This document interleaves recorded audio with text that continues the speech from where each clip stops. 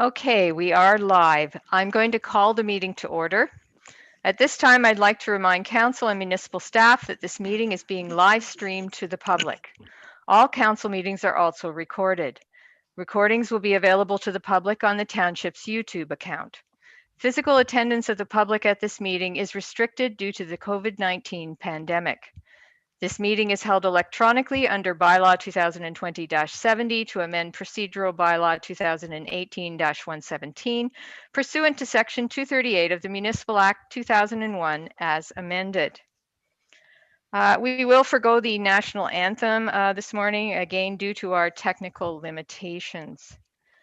On the adoption of the agenda, I have a fairly significant list of amendments. We are trying to tidy up all business for year end, and so a number of things came in after the agenda was published. To start with, council, I'd request that we move 13.1 up and deal with it after 9.2 so that our Aqua representatives are available to answer any questions on those studies on the water and wastewater systems. Under correspondence information, 13.2 will be Ministry of Municipal Affairs and Housing, enforcement of orders dated December 15th, 2020 regarding Reopening Ontario Act 2020. 13.3 is the County of Renfrew press release dated December 15th, 2020 regarding the Ontario Winter Games in March of 2022. 13.4 is a letter from Rose Schulis dated December 2nd, 2020 regarding the Paul J. Yakubowski Community Center. 13.5, a letter from Janice Cebulski, president of the Barry's Bay and Area Skating Club, dated December 14th, 2020 regarding the Paul J. Yakubowski Community Center. 13.6 is an email from John and Lynn Yantha dated December 15th, 2020 regarding the Paul J. Yakubowski Community Center. Under new business, 15.1 is the COVID-19 Vaccine Distribution Task Force dated December 12th, 2020 regarding their situation report. Under unfinished business, 16.1 will be service delivery review. It will be a verbal by myself, Mayor Love. Under in camera, 17.1 number 4 is a letter from planning file number MIC-2020-10 dated November 30th, 2020 regarding a notice of incomplete application.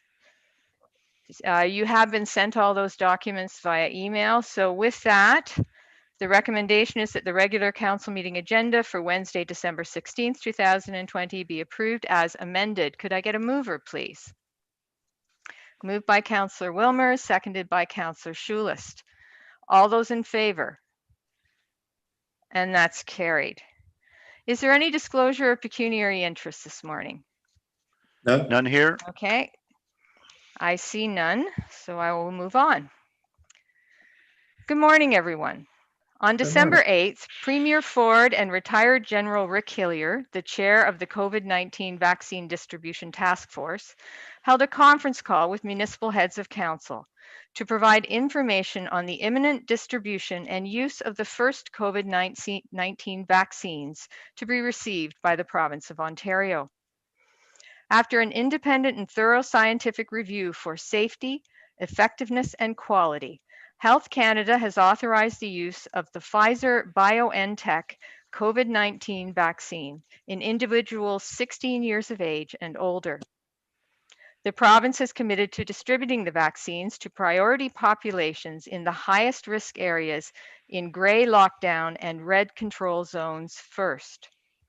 In phase 1 of the vaccination program, the population to be vaccinated in these zones includes healthcare workers, the residents, essential caregivers, and staff of congregate care settings for adults, adult recipients of chronic home health care, and adults in First Nations, Métis, and Inuit populations.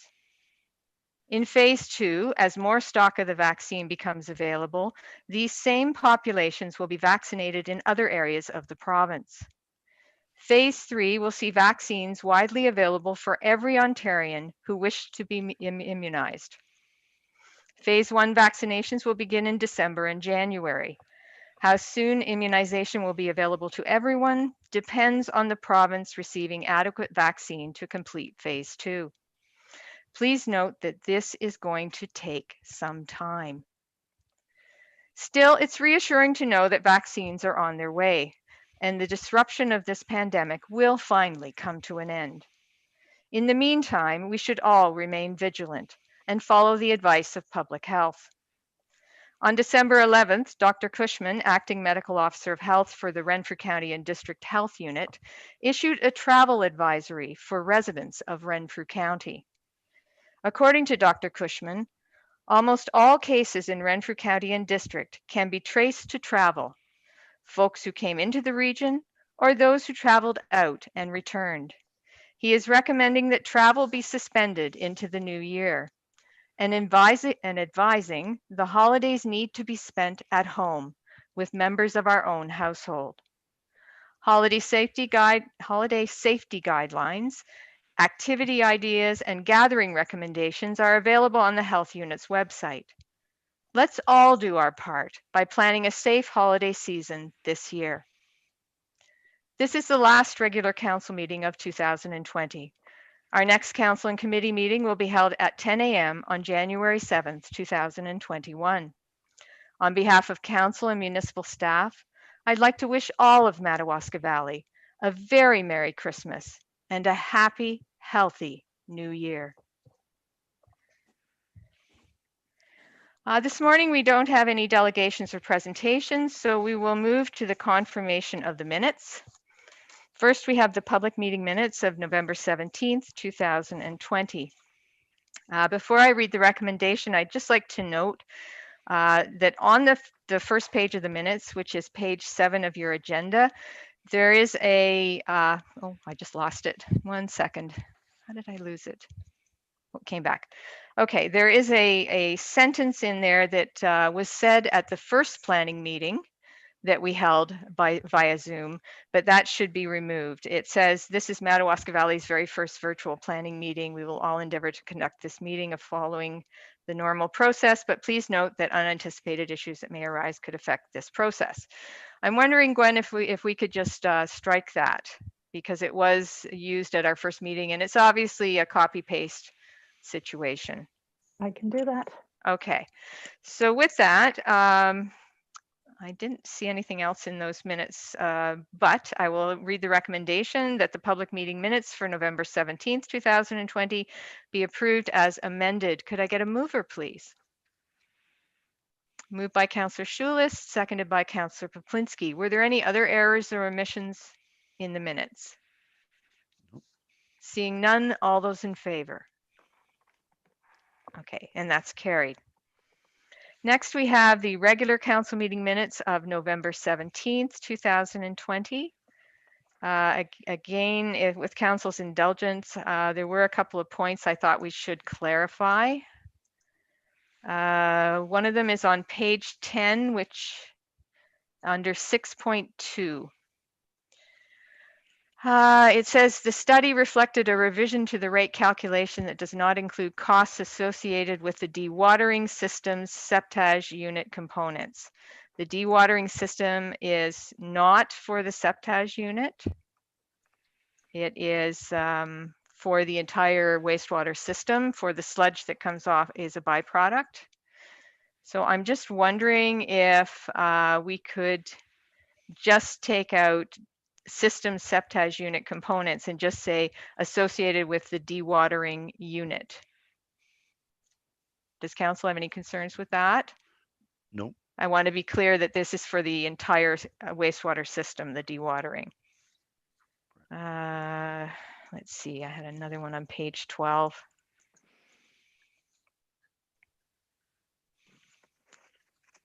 I think it was a clarity I'd like to see on page 12, 9.3. It says council questioned if the winter plowing sanding tender would be overseen and costs controlled by municipal employees. We know what we were talking about there. We were talking about the Lakewood subdivision. That was the winter plowing and sanding that had been tendered. But I would ask for clarity for the public that perhaps we say council questioned if the winter plowing sanding tender for the Lakewood subdivision would be overseen and continue. Does anyone have a concern with that? Nope. No. Okay, So maybe if we could add that clarity as well. Were there anything else that members of council saw in these minutes? They might as well get it done now. That needed clarifying or any errors or omissions? Okay, I'm not seeing any. The recommendation then is that the regular council meeting minutes for November 17th, 2020 be approved as amended. Could I get a mover, please? Moved by Councillor Bromwich, seconded by Councillor Wilmer. Any final discussion on those minutes? Councillor Bromwich? Oh, no. Okay, all those in favor? And that's carried. Okay, next we have the council and committee meeting minutes of December 1st, 2020. And actually, I'm glad Councillor Bromwich is here for us because I think I'll start by asking Chair Bromwich for his comments on the recommendations in operations, roads, and waste management. And I just lost him. Wait, oh, there he is. Okay. Councillor Bromwich. I've got some activity going here. I understand. We have one recommendation. Yeah, give me a second here. Roads away. Yeah, 7.3.1.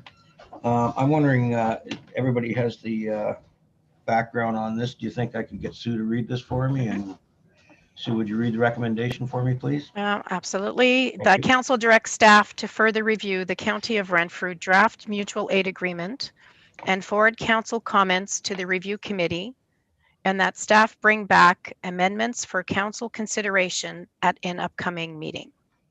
And I will so move that. Okay, that is moved by Councillor Bromwich. Could I get a seconder, please? Seconded by Councillor Wilmer.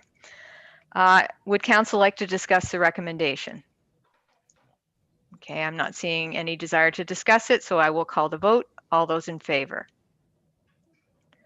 And that's carried. Next is operations, water, wastewater, and facilities, and I'll ask Chair Schulist if he has any comments. Yes, there's one recommendation received as information. So maybe Suzanne, could you please read this out? Yes, I could. If I may interject, Madam Chair, I believe at the couple of meetings ago, we decided we would have discussion on them and we would have one resolution for all of them. Did you want me to do that? No. Well, we didn't do that the last time. So can we talk that process through for the next time? Maybe start it in the new year, because I think we're used to this rhythm, and I'm not certain how that's going to look. I'm sorry. I apologize. No, okay. That's okay. No, talk to me about it so I know what to do in the new year. Sounds great. Through the chair, that council accept the Barry's Bay Drinking Water System and Barry's Bay Wastewater Treatment Center third quarter 2020 performance report as information. Okay, we need to move this because yes. It's information, probably. Okay, I'll also move. Okay, moved by Councillor Schulist and seconded by Councillor Poplinski. Is there any desire to discuss the recommendation by council? Are we all good with it? Okay, seeing no interest in discussion, all those in favor? And that's carried. Next is fire and protection and emergency management, and I'll ask Chair Poplinski if he would like to make any comments on the recommendations. I have no further comments, just it deals with the emergency response, the bylaw. And it was, of course, reviewed and presented and accepted as presented. So I really have no further comment about it. Okay. If I may, through the chair, that the emergency response plan bylaw 2019-112 has been reviewed and accepted as presented. And would you move that, Chair? I would so. Okay, that is moved by Councillor Poplinski. Could I get a seconder? Seconded by Councillor Wilmer. Any discussion on the recommendation? Fridges, washers, dryers. Yeah, always. No. Okay, I'm not seeing any. So all those in favor? And that's carried. Next is recreation and community development, and I'll ask Chair Wilmer if he wanted to comment on the recommendations. Thank you, Mayor Love. Yes, we have 4 recommendations. I have no real comments other than I really hope that a lot of people are able to attend the drive-through Santa Claus parade on December 20th, but I think they're all straightforward. So no, we could read them off and that would be great. Thank you. Through the chair, that council accept the Lakeshore Tennis Club meeting minutes for September 17, 2020. That council accept the Barry's Bay Recreation Committee meeting minutes for October 7, 2020. And that council approves the Barry's Bay Recreation request to host a drive-through Santa Claus parade in the Paul J. Yakabuski Community Center parking lot on December 20th, conditional to sufficient interest by members of the public. That council accept the Visitor Information Center 2020 report as information. That council accepts the Paul J. Yakabuski Community Center Structural Adequacy Review and Update Report as information. I'll move those. Okay, moved by Councillor Wilmer and seconded by Councillor Schulist. Would council like to discuss any of those recommendations? Okay, I'm not seeing any desire to discuss them. I'd just like to note to the community that the drive-by Santa Claus parade, those are working very well. I actually happened to attend one with my son, who's a firefighter in Bancroft, and their firefighters were very much engaged in their drive-by parade. It was very busy. Everyone was in their separate cars, so everyone stayed safe. And those putting on the actual floats and activities were all being fairly careful about social distancing and wearing masks. So it's an opportunity to not lose out on the Santa Claus parade that we know and love, and it's a little different, but we can celebrate together by driving through and appreciating the work that will go into this by those who are going to participate. So I would encourage again the community to do so, to come on out and drive the kids and the grandkids past and let them at least experience that as a parade. Councillor Wilmer. I'd just like to follow that up with just to say thank you to the Barry's Bay Rec Committee for organizing this. I know they did a lot of work. It takes a lot to organize an event like this and to follow the COVID guidelines. So thank you very much. I think it's a great event for the community. So well appreciated. Absolutely. Councillor Schulist. Yes, it's you, Madam Mayor. Yes, absolutely. The Barry's Bay Recreation Committee has stepped up. In these COVID times, it's hard to come up with these kind of initiatives and that. So I do have to tip my hat off to that group, and I'm glad to be part of that committee. So thank you very, very much. Well, you pass on our thanks back to them, please. I will. So yes, thank you. Let the committee know that we were very grateful that they stepped up and did all this, went to all this effort to ensure we do have a Christmas parade this year. Okay, is there anything further on these recommendations? Seeing nothing, all those in favor? And that's carried. Next are planning matters, and there is one recommendation, and actually there's a slight addition to the recommendation. Sue, do you have that? It's a clarification. It's sorry, it's a number, and I received it from the deputy clerk.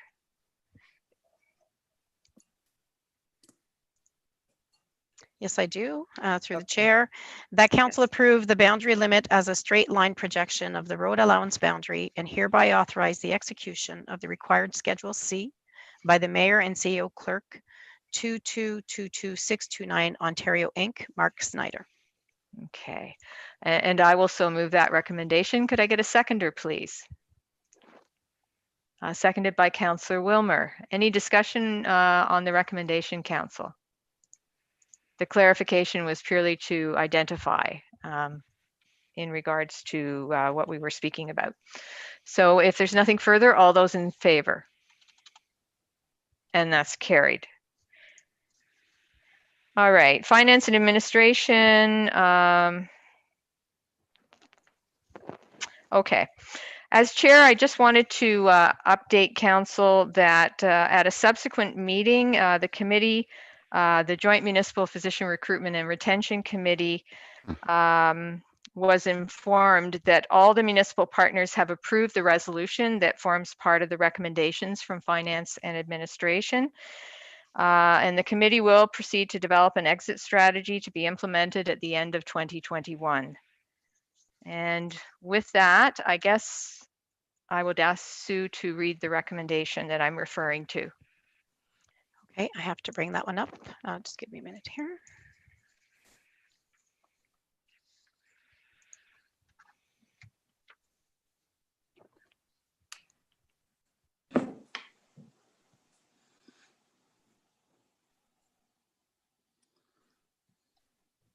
That council authorized the CAO clerk to execute contracts and payments as presented by the joint municipal physician.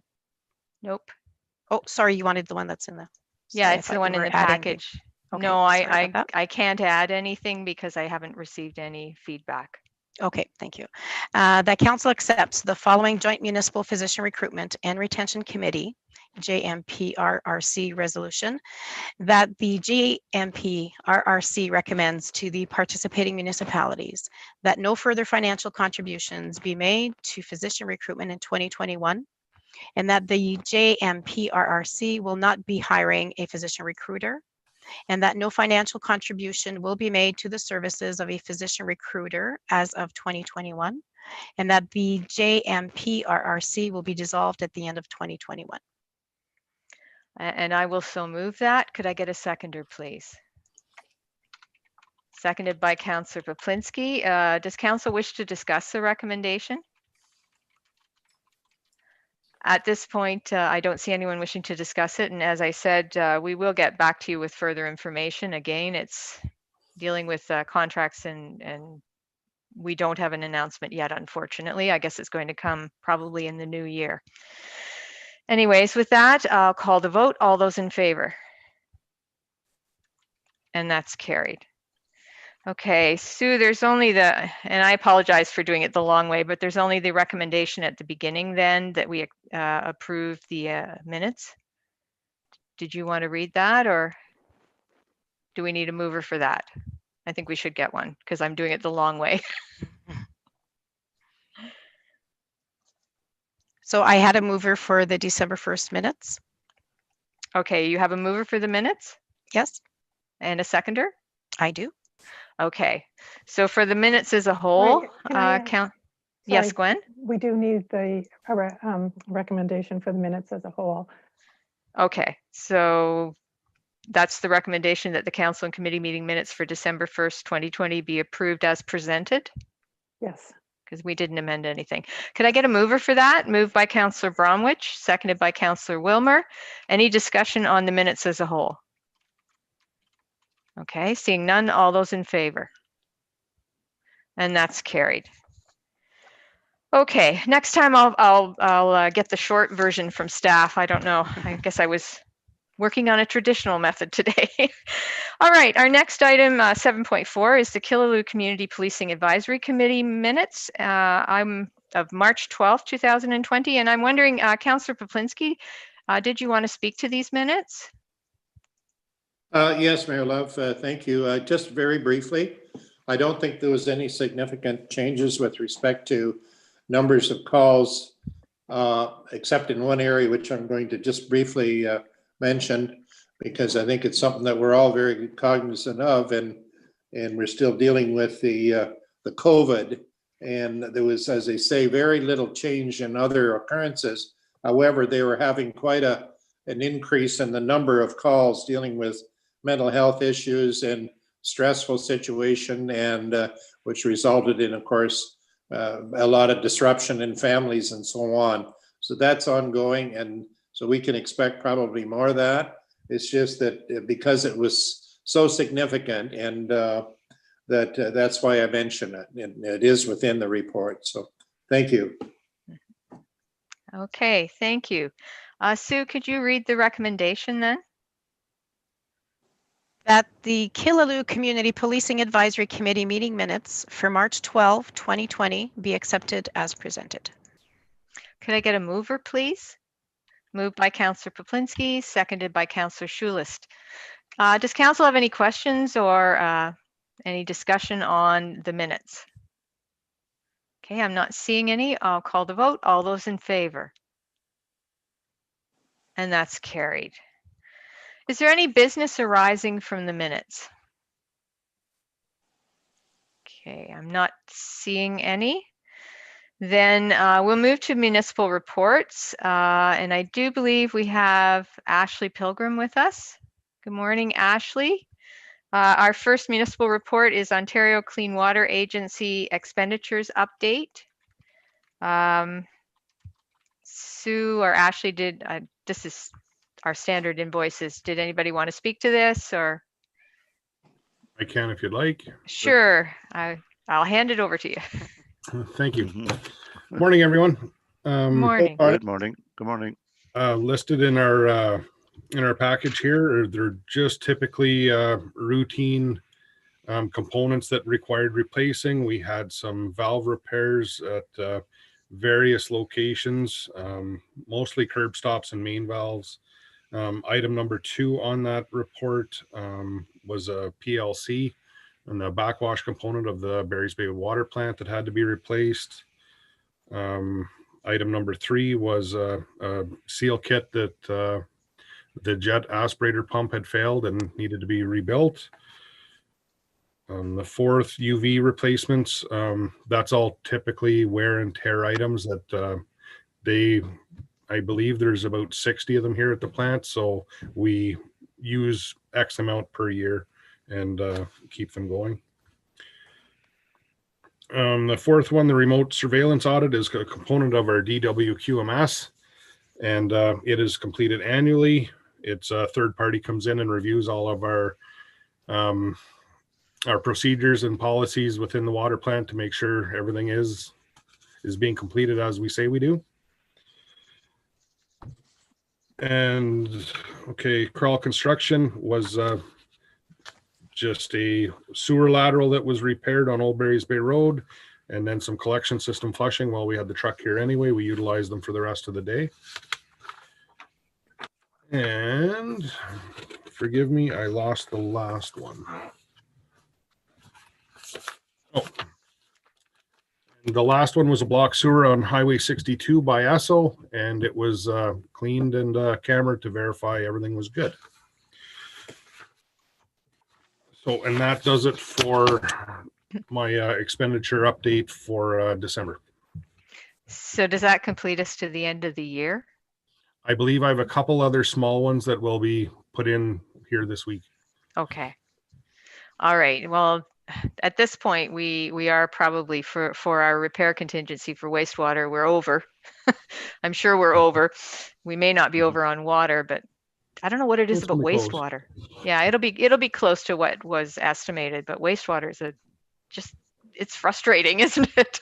Difficult to get it to come in at budget, no matter how much effort we put into making a good estimate of what that's going to be.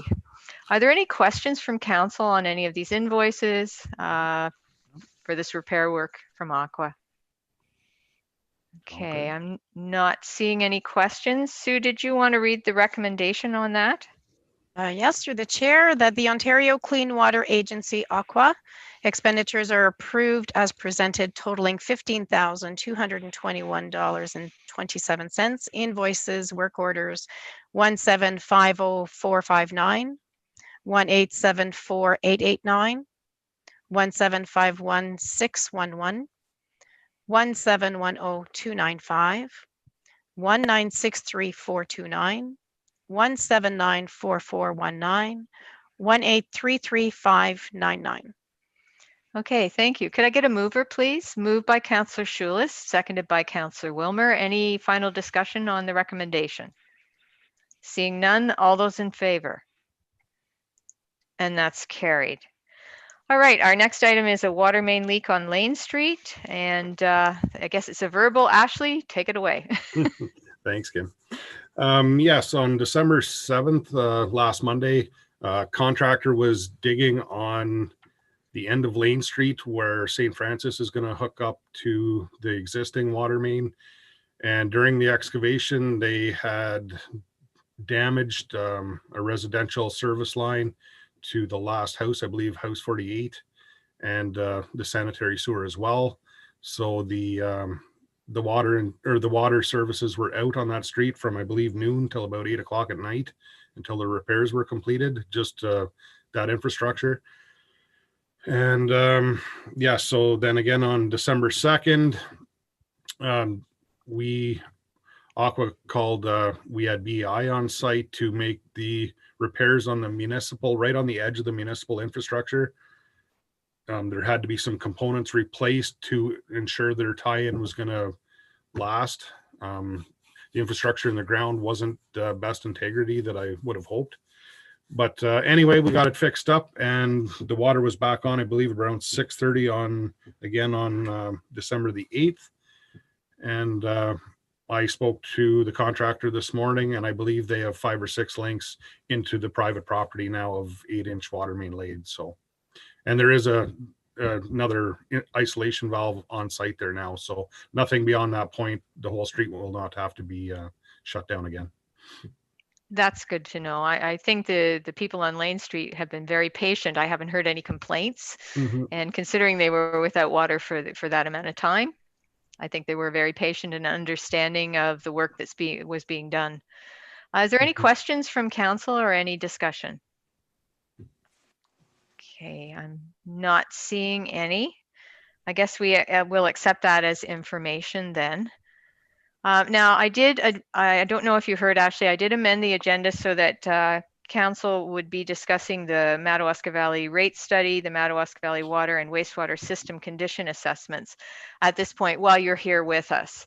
Because while we have seen the rate study and I think we've gone over it, the drafts, and this is now the final version, council has not had an opportunity to review the system condition assessments. Okay. These were new to us with this agenda. So first off, I guess you may not be able to answer all questions, but I think, well, if you're here, then I'm hoping that you can take the questions back to those who wrote the condition assessments to get the answers. So no pressure.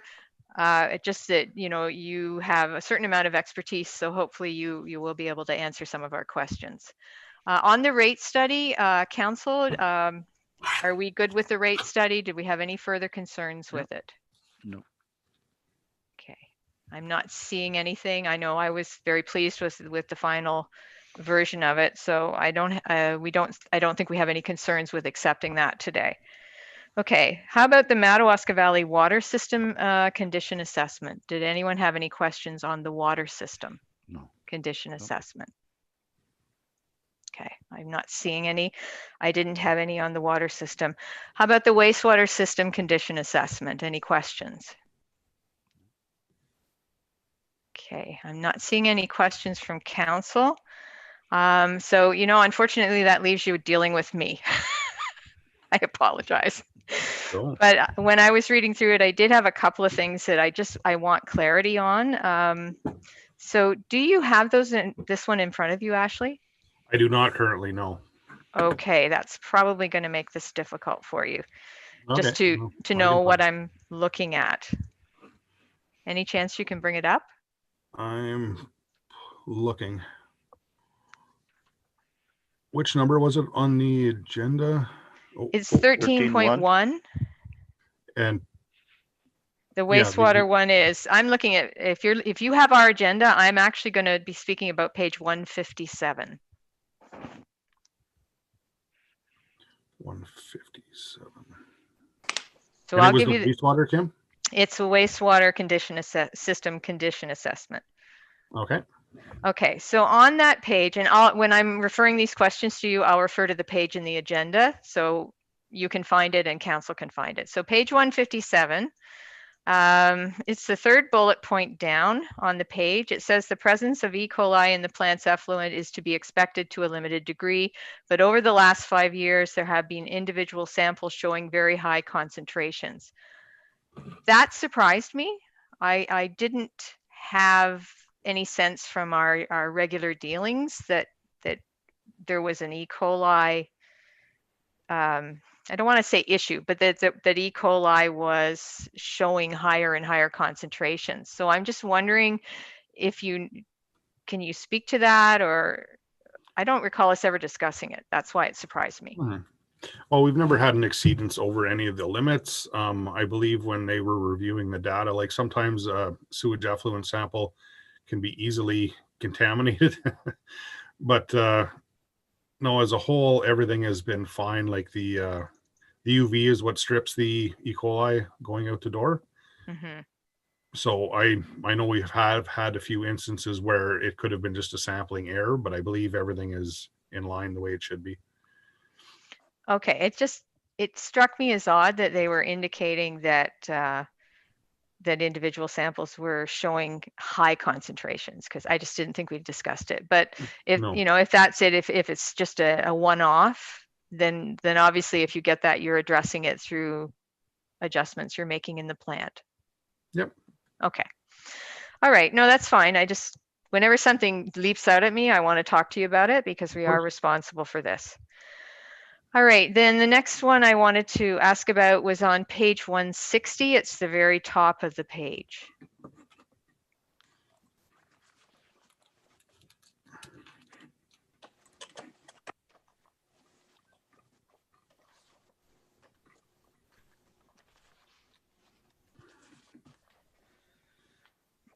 At the very top, it says, it should be noted that this condition assessment did review any parts of the plant associated with the damaged SBR train, or didn't. It said did review, but I don't know if it did or it didn't, or include any recommendations or planning associated with its correction. What are they referring to there?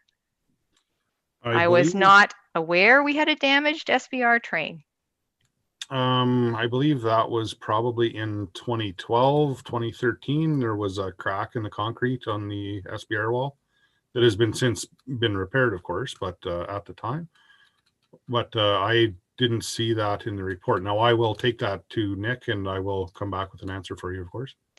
Well, I think because it has been repaired, I think there needs to be a clarification, certainly, because anyone who is not able to ask you these questions and may not know the history would not recognize that this had been repaired, and it makes it sound like we have a damaged train and we haven't done anything about it. So it may just require a further sentence to clarify that it was repaired.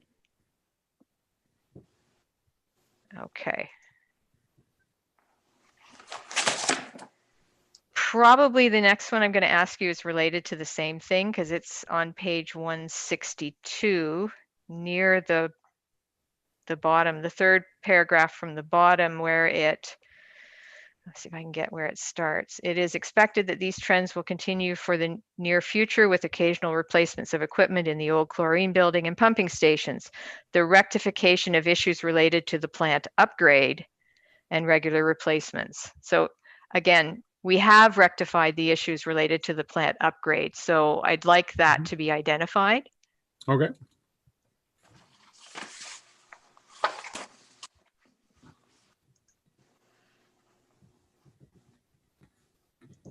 Okay.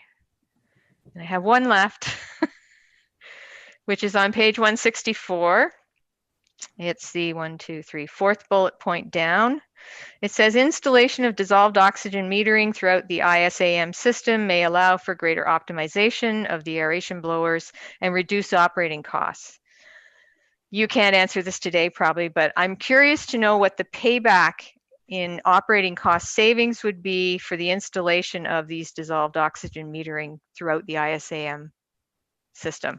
Like cost versus payback. Is this something we should be doing? Or is it, are we going to have to go 40 years before we get that payback? Well, I can have a look at that and see. The optimization would be the reduction in energy used by the blowers to based on the DO set points. So I'd have to do an ROI kind of to see what your return on investment would be based on the purchase of the DO meters and what the reduction it would be, like what the best we could get with the blower reduction then. Okay, is that something that's going to take a lot of time and be expensive? I mean, I'm just curious. Obviously, if there's something we could be doing to make the process more cost effective and it has a reasonable payback time or return on investment, then it's something council should be considering. Okay. If it's, yeah, just so I'll leave that with you. You can, if Aqua feels it's something that would be valuable to bring forward, we'd certainly like to hear about it. Okay. Yeah, Go I will ahead. complete that ROI and then we'll go from there. Okay. That's great. Thank you. Those were the things that I noticed that kind of jumped out at me that I wanted to either clarify or understand. Any further questions, comments, discussion from council on this report? Okay, Councillor Poplinski? Yes, thanks, Mayor Love. Actually, you just regarding page 175, and it deals with the population, what a lot of this study is based on in terms of moving forward. And I know there's lots of room to expand without, as we have the population increase every year. They make reference that our population growth is like 0.74%, which is about half of the national average. And in light of what's happened in the last year with COVID, many people moving to the area, is that something that then we'll see some changes in these numbers moving forward? And I mean, I know I raised this because of the fact that we're always talking about trying to get more people on the system, which would help pay for it to make it more viable for people. And, you know, there's many areas, we've done lots of things, I think, with increasing or changing the rules so you can have dual occupancy, you can have many other development issues in the village of Barry's Bay. So I'm looking at it more from that point of view, and we should have a more than you know, half the national average right now increase in population. Any comments on that? I really can't speak to that one yet because I'm not sure what formula he used to devise those numbers. I believe everything right now, like we haven't seen a great influx of water consumption. We do have more room for expansion, however, like at both plants, water and sewage. But yeah, I don't know what else I can speak to that one with, Ernie. Okay, thank you. So, It's something that jumps out when I see this. Mm-hmm. And at the same time, you know, we are trying to get more people on the system. And I think we need to continue to try and do that. Yep. Absolutely. Certainly, wherever it's cost effective, we are trying to expand the services.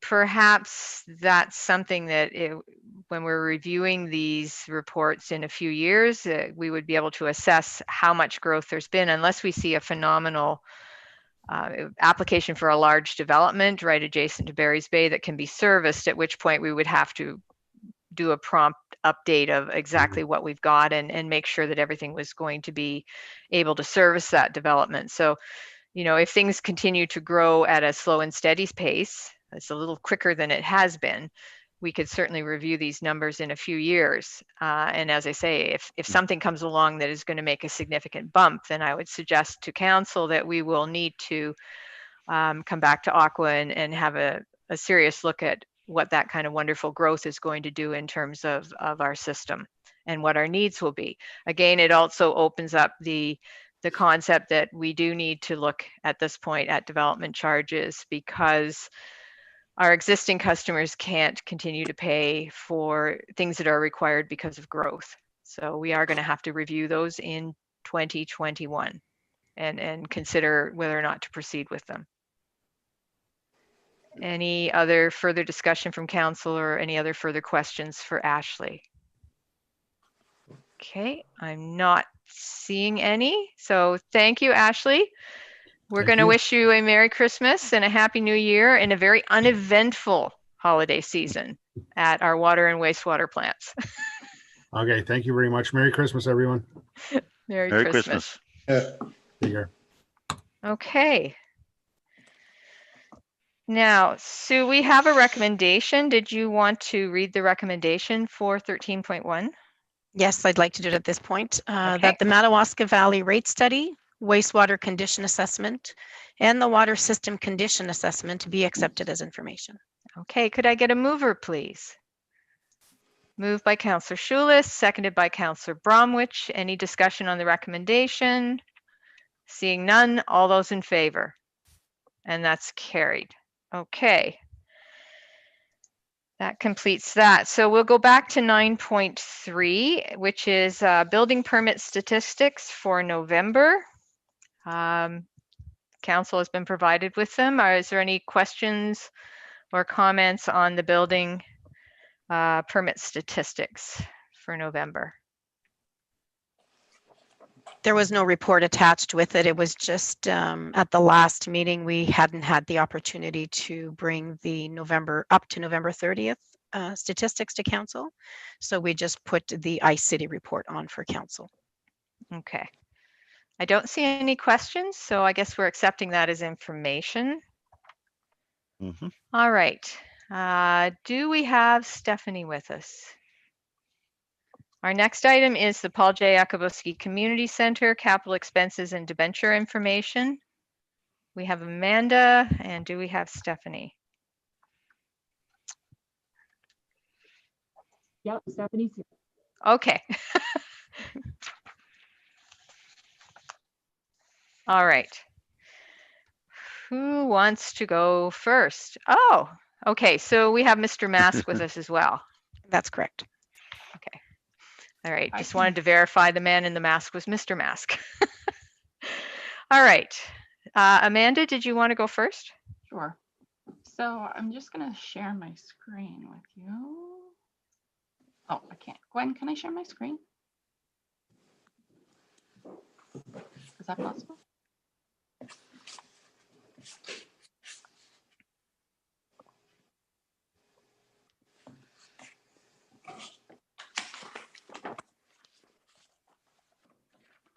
Able to know, Amanda? Okay, thank you. Okay. So at the last committee of council meeting, there was discussion with regards to the PJY capital expenditures that the community development officer had developed some numbers with what the costs would be for future investments into the facility.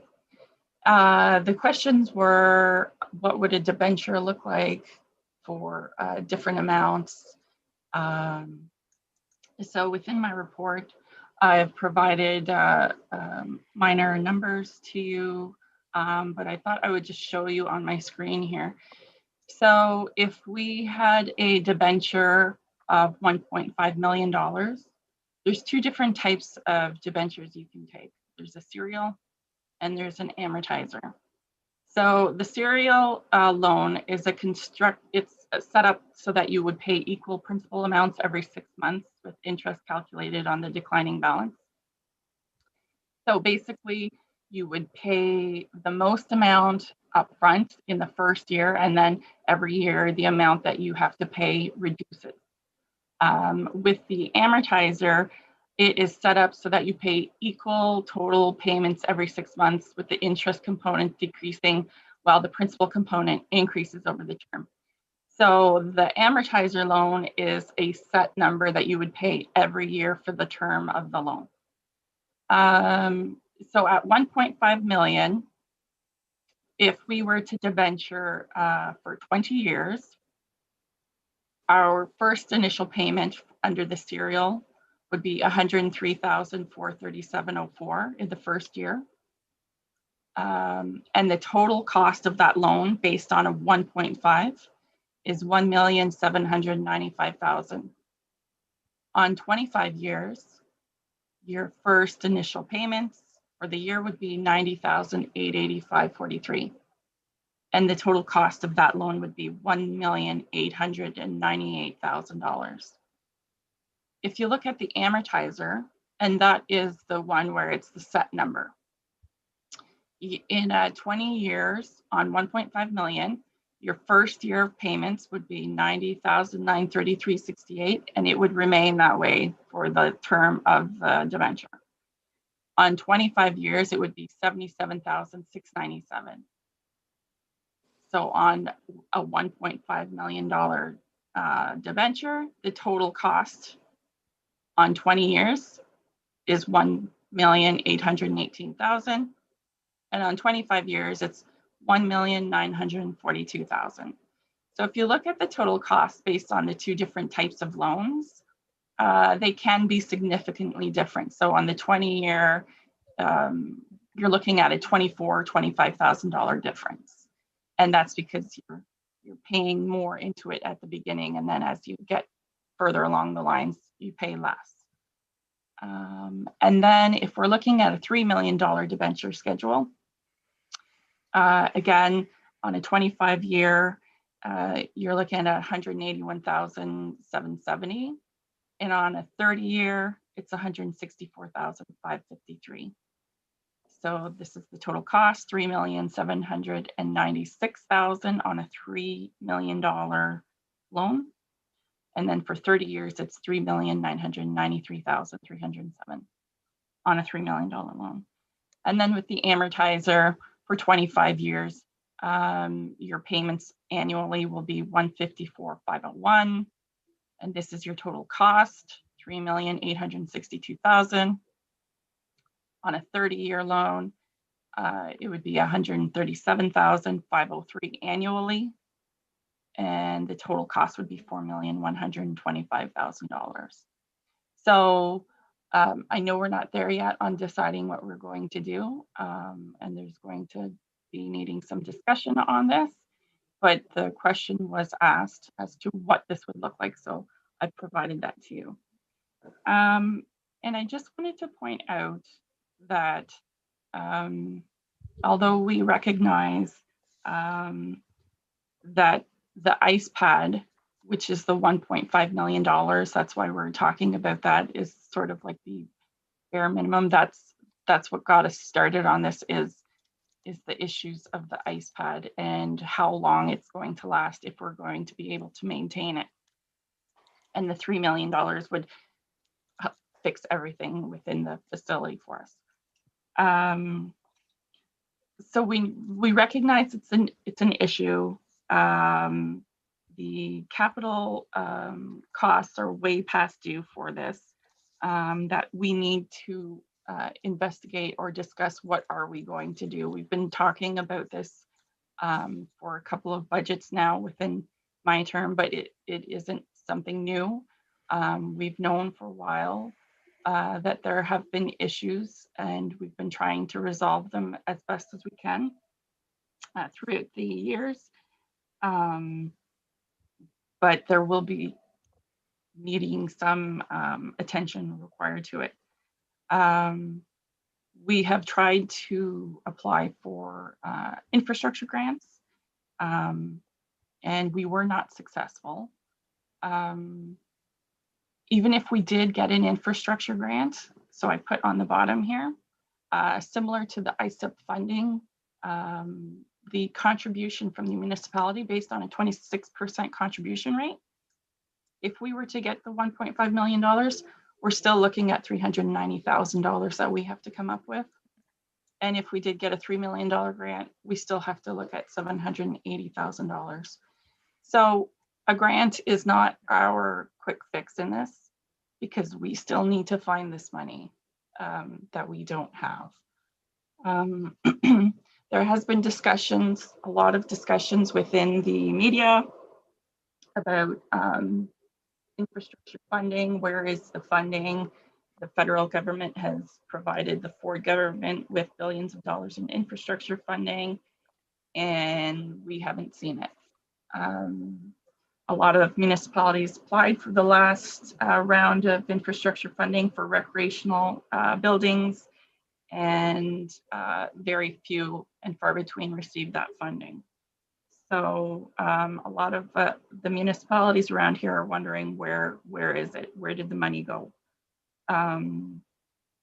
Also, within the last fiscal update, the federal government did announce that there will be billions of dollars in the spring for kickstarting the economy for infrastructure. But again, that will be based on a confidence vote. So again, we know that there is potential for infrastructure money coming in the spring, but it depends on which government is ruling. So I just wanted to put out those points to, if we do proceed with the construction to go ahead, if we decide to make a debenture, We know that the costs are at extreme levels for construction due to shortage of supplies, of workers, and possibly a future year might be more attractive to us, but we don't know how long the ice pad is going to last for us. And if we can't rent out the ice pad, that's a full 6 months of lost revenue for the facility. It has been announced from the Bank of Canada that interest rates will remain low at these low levels for at least 2 more years. And I also wanted to point out, typically with grant funding, staff time, tender documents, plans, advertising, they are considered administrative in nature, and therefore they do not qualify under the rules of the grant to be an expense.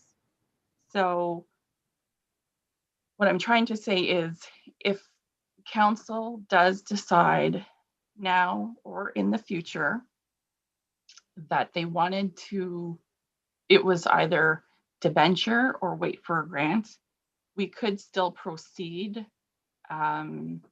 with our tender documents, getting everything ready, shovel ready and prepared, because we would still have to front those administrative costs.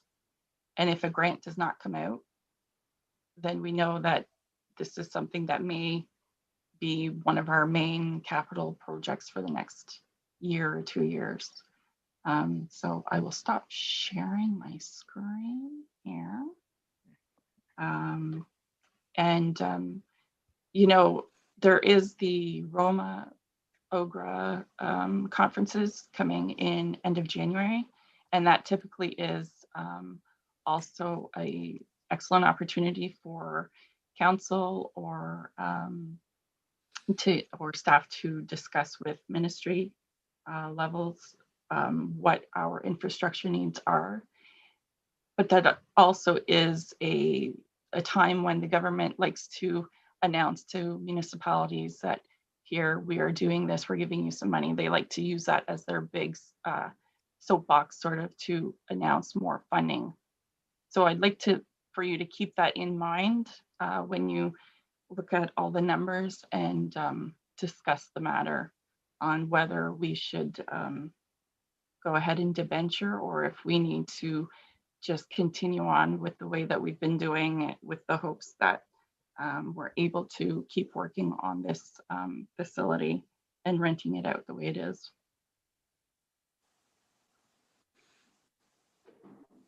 Okay, Amanda?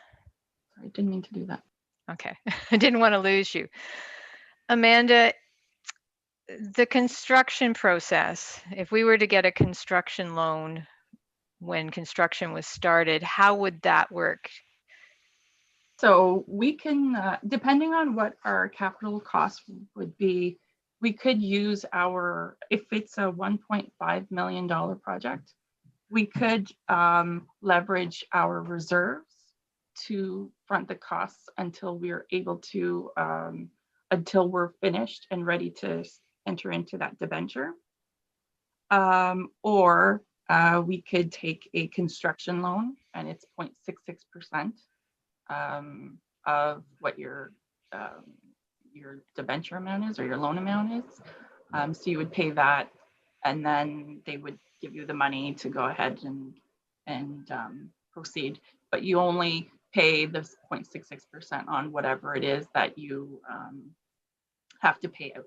So depending on your construction schedule, you know, you might not have to pay the release of payment certificate for 6 months, and then maybe another 3 months after, or whatever.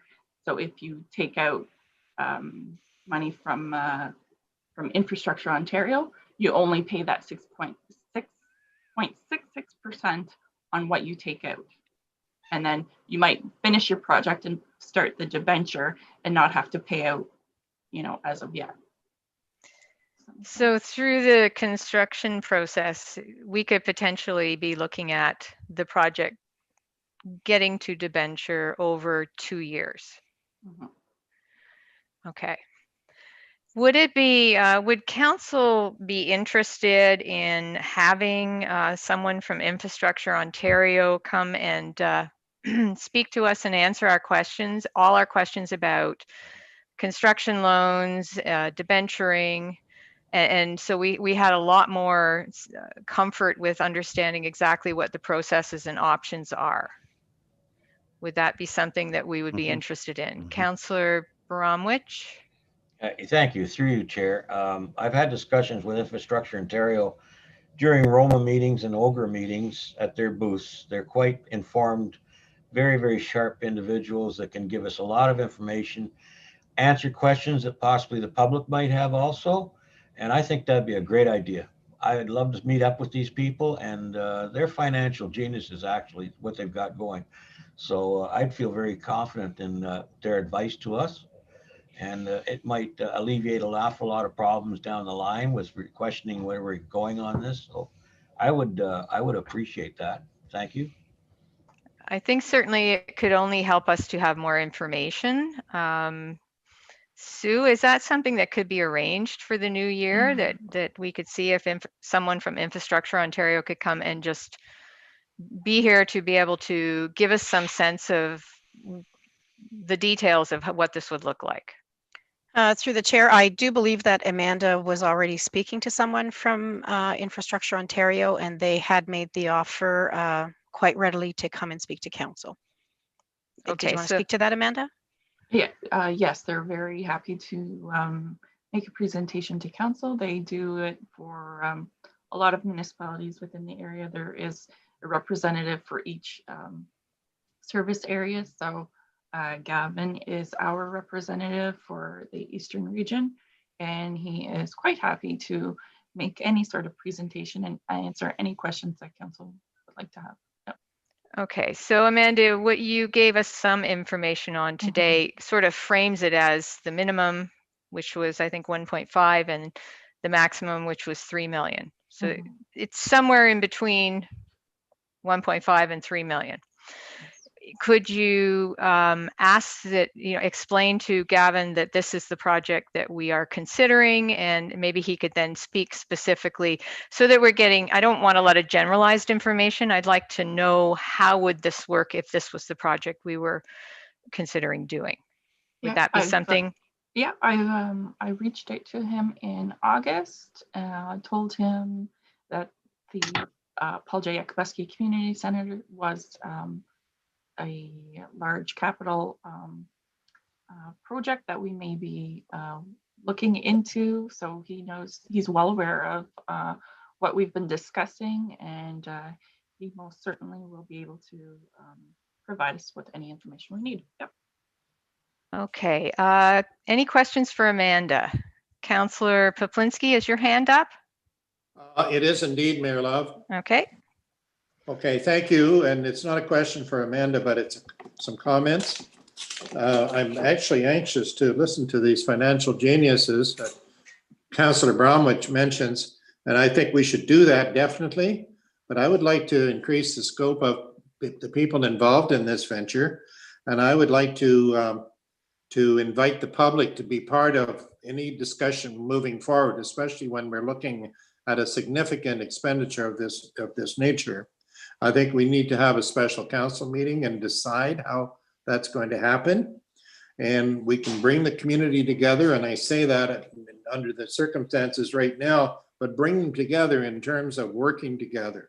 I don't think as a council, I don't think we can just go up and say we're going to spend that kind of money without doing our own homework. And part of our own homework is also reviewing our own expenditures, our own budgetary items. And we're in a whole different world right today with this COVID. We don't know what else is coming down. The governments, the other levels of government have overextended themselves, and that money can only come from one place, and that's the taxpayer. And there's only one taxpayer. So I'm all in favor of looking at these avenues of how are we going to deal with this situation. I want to see the facility survive.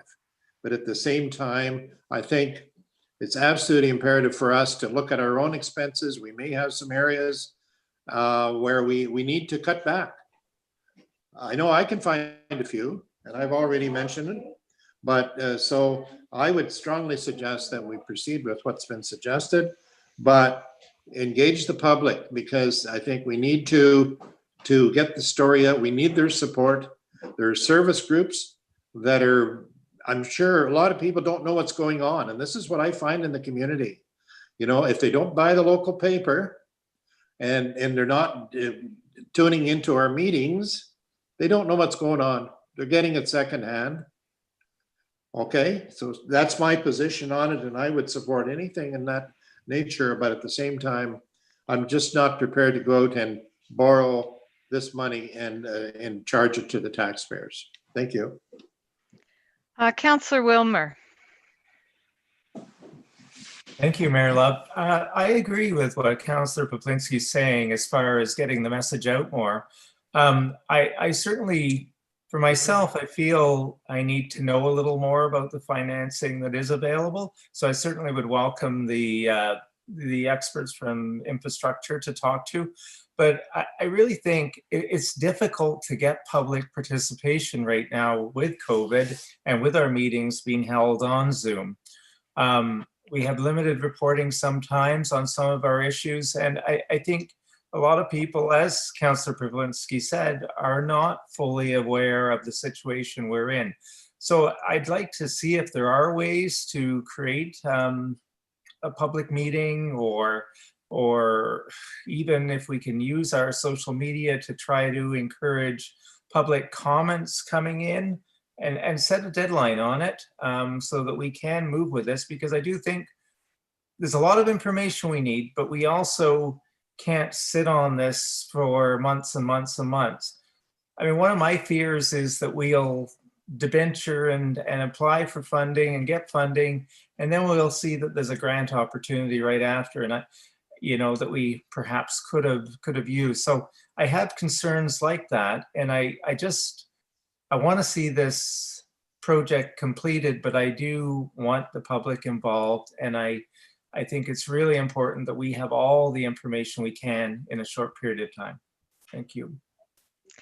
Okay, thank you. So just in reference to what you said, I also share a deep concern that we've been applying and trying to get funding for years. This situation, it is unfortunate that the public does not pay a closer attention to what council is doing on their behalf. This situation has been discussed throughout the last term of council, and here we are halfway through this term of council, and it is a fact that councils have not put away sufficient money to be able to renovate this facility 40 years into its life. Or at this point, it's done, and we are 40 years in, and we just don't have the money. The public seems to not be aware of that. I don't know why. We have discussed it many times at the table. We have had numerous meetings already ourselves and brought forward information that was important for us to have in order to be reassured that we were making good decisions about the kind of technical things that needed to happen at that facility in order to rejuvenate it so that it can last another 25 or 30 years. I don't know. I'm at a loss for how we can get the public engaged. At the same time, my greatest fear is with all these attempts that we have made, and they have been good, solid attempts to get funding for this facility, once we finally commit to something, that'll be the day that the funding will come out. So, there are usually some sorts of announcements at Roma. There may instead, I don't know there's going to be announcements. As a Roma board member, I can tell you, I honestly don't know. There may be an announcement at OGRA. So I think we do need to see what happens at the Roma conference and possibly at the OGRA conference. If we in the end have to debenture and borrow the money for this, we don't have to do it immediately. There are things that I think we could be doing to get ready for the process, whether it's going to be a debentured project or going to be even a grant funded project. There's questions of tendering, there's questions of getting all the ducks in order to be able to move forward. So I think there are some things we can do. We don't sit and do nothing, but at the same time, we could hold off on a final decision whether to borrow the money for this, whether we are going to do something so minimal that we could possibly fund it at least temporarily ourselves, or what other means we're going to use to fund the project. We're not there today, and I think that's why I suggested that we do have Infrastructure Ontario come and speak to us. We're not having to make the decision, it will be this or it will be that. We do need to start to give some substance to what our expectations of what this project is going to be. Is it going to be very minimal? Is our plan to do the least we can to still have a functional facility? Or are we looking at doing a little bit more because there are fittings and fixtures that are done after 40 years? We know we have dressing rooms that are done. They need to be redone. We know we have a kitchen upstairs that needs significant work.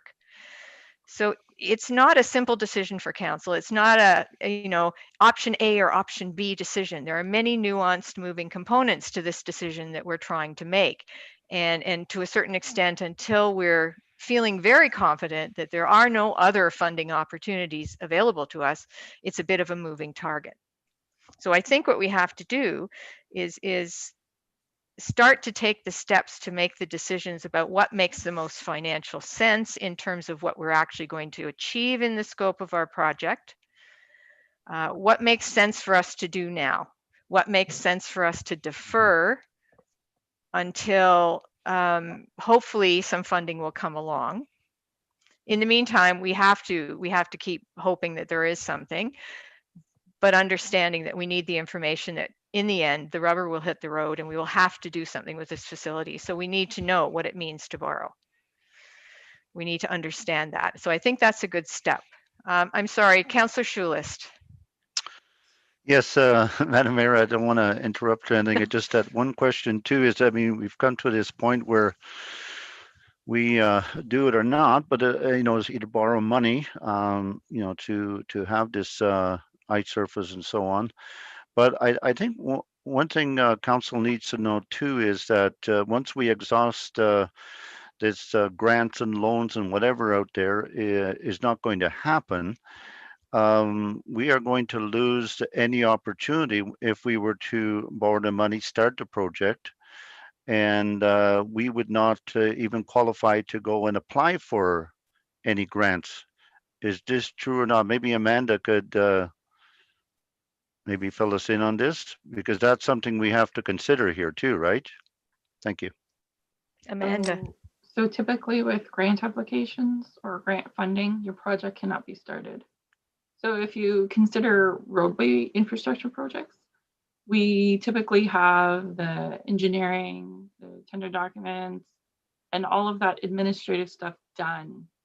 And then we hope that we get the grants, similar to Pog Lake Road.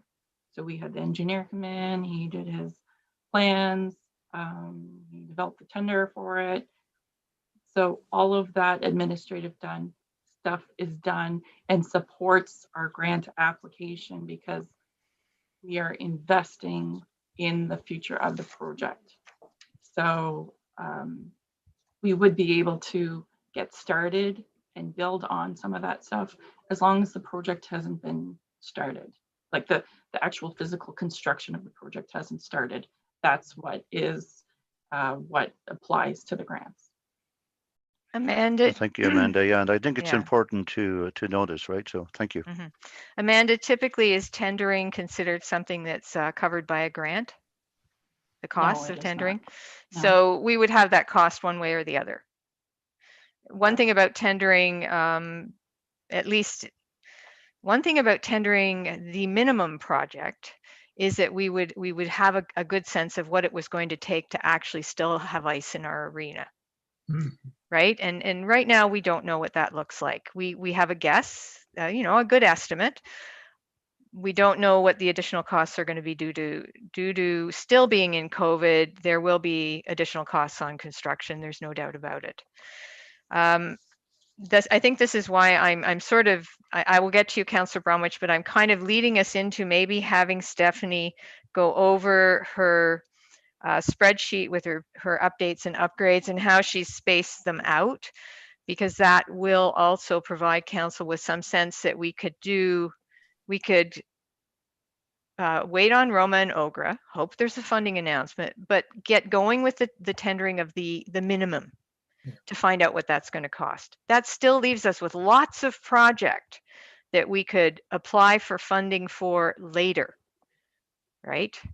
Councillor Bromwich, do you want to speak to what I've just said, and then I'll go to Amanda, or would you prefer to hear from Amanda first? Oh, that's a good segue. I'd like to speak to what you just said. If I could Okay. carry on with that. That Sure. was the point I was going to make it very clear that can we do something today to get this project at least off the ground?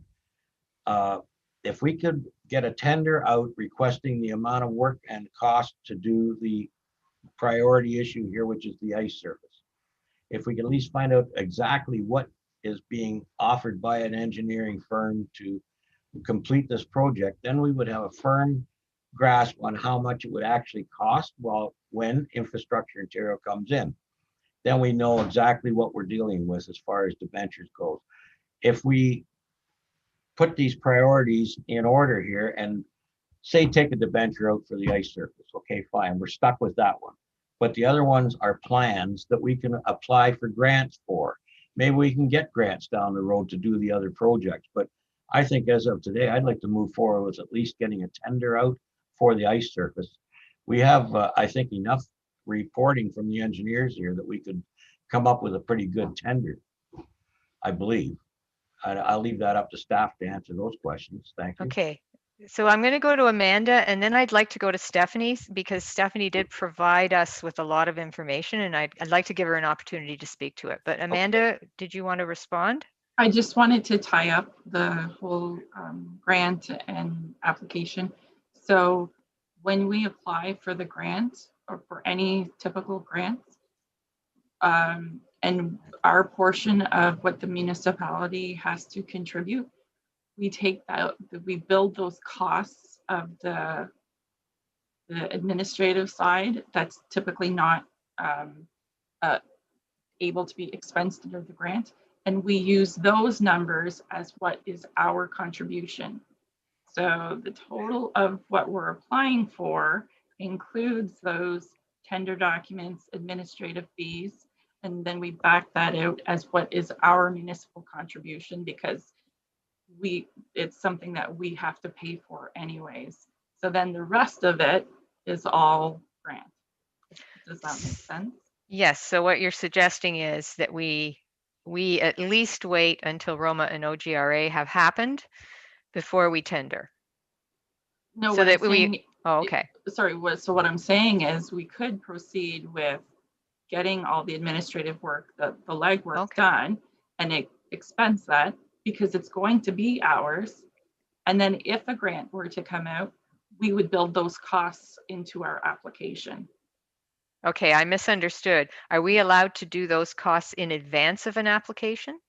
Yes. That's what you're saying. Okay, yes. That makes a big difference. Yes. So there are some activities that could be moving forward while we're waiting to see if there are any announcements at the major conferences. Correct. Okay, that's good to know. I thought you were saying that we couldn't do them until we actually applied for funding. All right. Could I possibly because Stephanie provided us with some really good information, and I'd really like to turn it over to Stephanie to take us through the information she provided, and because I think that's important that we all are happy that we understand it and our questions are answered. Stephanie, can I let you take it away, please? Sure. So what I wanted to put together was kind of what the mayor had asked for at the last meeting. And basically the reports that came back, they didn't say do this in 2021. They didn't say do this in 2022. They said do this between 20 and 2025. So I kind of went with, we could do this in 2021. And then I projected over 2023, 2025.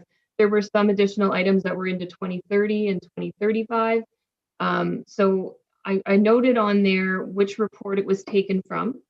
so that you can see on the far left column is the life cycle. So just so you know, if we do replace the fire alarm system, for example, it's supposed to be good for another 20 years. So that's a simple explanation. And then the condition, if it was noted in the report, is there as well. And so that's kind of how I went with where we are and what we suggested.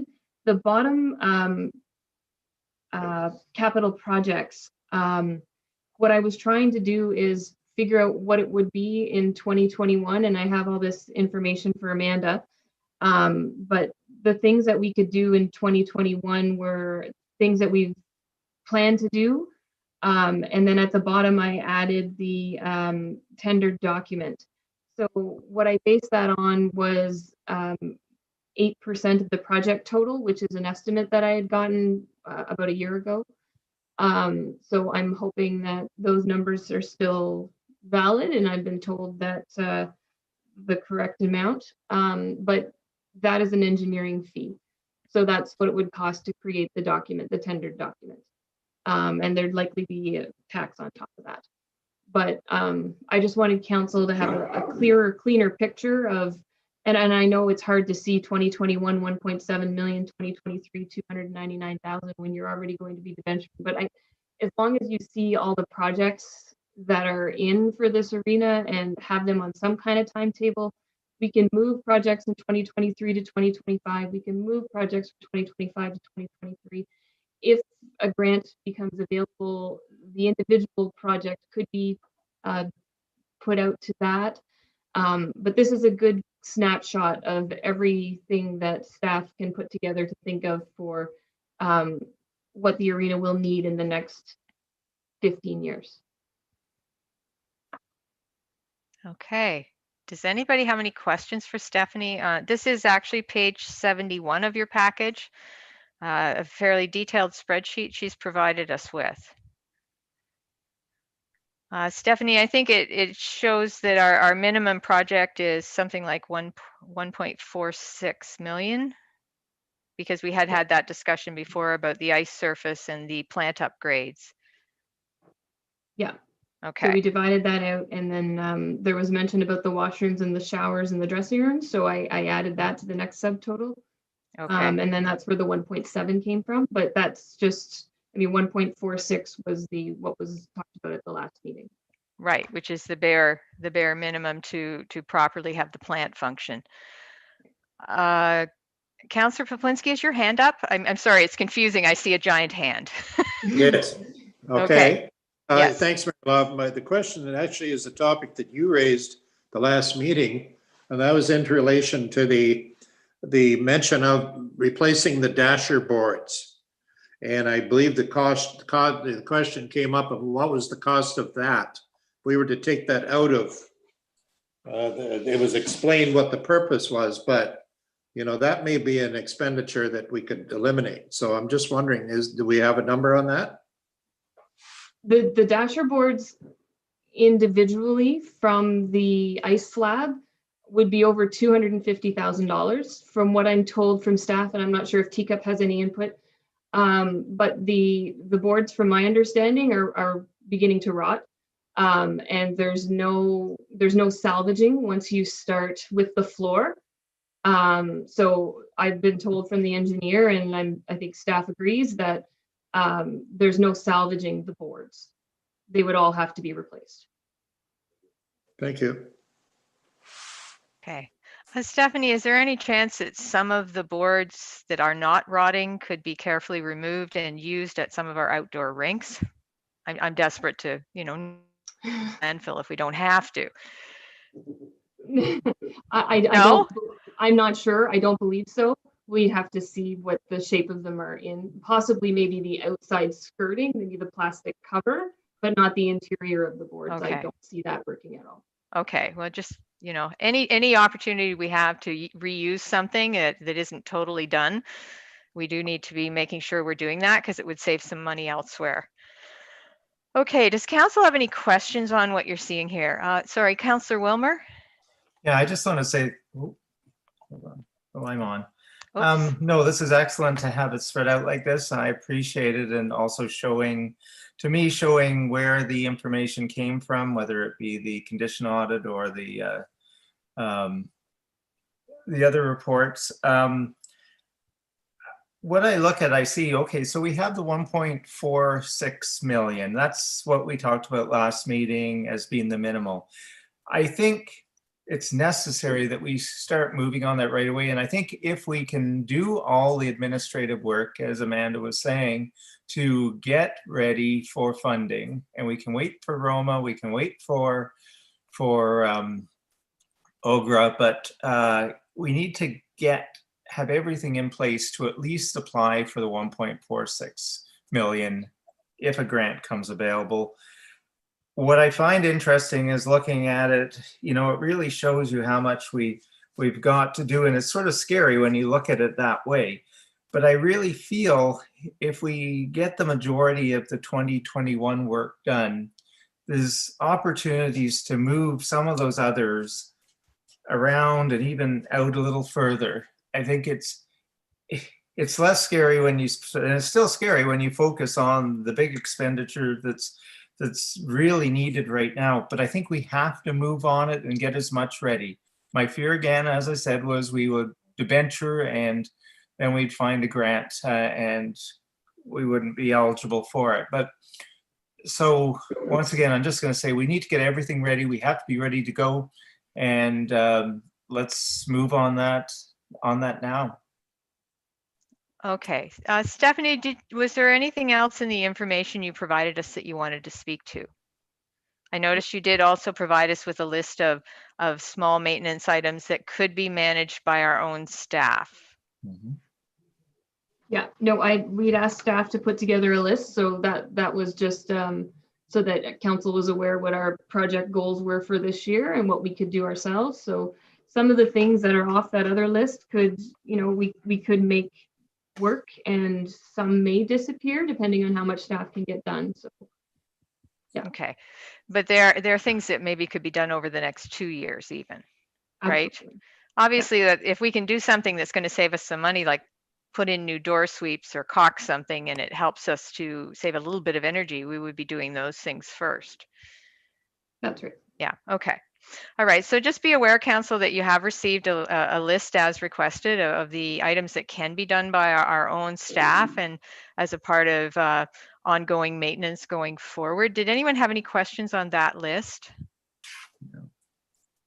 Okay, I'm not seeing any. I just wanted to make sure that we didn't neglect that piece of the information that Stephanie had provided us with. So we're at a point in this discussion where we recognize that we do need to have that interaction with Infrastructure Ontario to learn more and ask good questions. We can do the minor maintenance items. We have a few pieces of correspondence in our package that have come in at the last minute. So one of them was yesterday at County Council.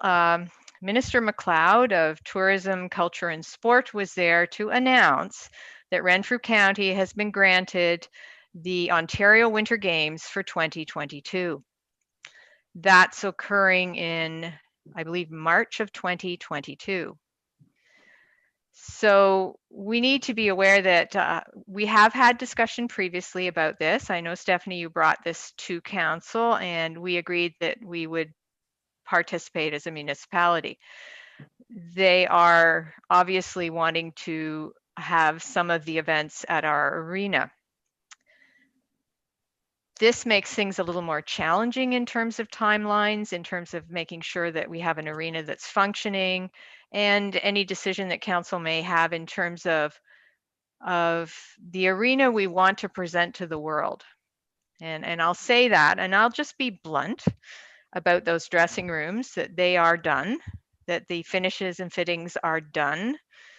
They are not in good shape in any sense of the word. There's no cleaning that can be done to them or painting that can be done to them that is going to make them look any better. Staff has done everything they can to keep them in good shape, but they're done, right? So this is something I'd like council to consider in the backs of their minds, that we have this great opportunity to be a part of an event, a winter event in Ontario, that we have already said that we are interested in being a part of that. And we could have the world at our door and athletes and coaches in our dressing rooms. So keep that in the back of your mind as you're thinking about the steps and the phases and how we're going to go forward with this. Because yeah, our arena does need some work. Councillor Wilmer. Yeah, although the announcement was good news, I think when the actual committee would come to our arena, there's no way our dressing rooms are up to standard for an event like that. I can see them, you know, that will stop events from being held here. And I don't think there's any way, well, maybe there is, of getting those repaired before then. But right now, since, you know, there are many communities in Renfrew County with arenas that have, you know, facilities with decent dressing rooms, I think the likelihood of us getting much is very limited, with just because of the quality of our dressing rooms. I think certainly it's, you know, I would like council to reflect on the fact that it's not the best reflection of our community. I'd also like you to recognize that having the Ontario Winter Games and having part of it in Madawaska Valley would be a significant boost to our businesses, and you know, to the aspirations and spirits of our young people who are going to see these athletes performing. Stephanie, do you have any sense of what they wanted to do at our arena? Yeah, it was speed skating. So they based their decision on how many arenas they had, how many ice pads they could, and how many events they had to facilitate. So they had put us down for speed skating in various ways. Okay. So just, I want council to be aware of that. Again, as And I they said, did go come ahead. to visit. Okay. Yeah. But we need to be mindful that we know that the dressing rooms are done, that there is, that they're in need of renovation. This is not, I want to change the color of my kitchen. This is, I haven't done anything in my bathroom for 25 years and it's done, right? It needs to be renovated. We're in that position. So just keep that in the back of your minds as well. I'm not asking anyone to make any decisions today. I'm just suggesting that we have many moving parts to this decision and many factors to consider. Stephanie, was there anything else you wanted to add at this point? No. Okay. No, I don't think so. All right. Amanda. So I would just like to point out that if it is the will of council to proceed with the administrative part, the engineering and the tendering documents to get prepared. So based on $1.5 million project, we would be looking at approximately $120,000 for our 2021 budget. Okay.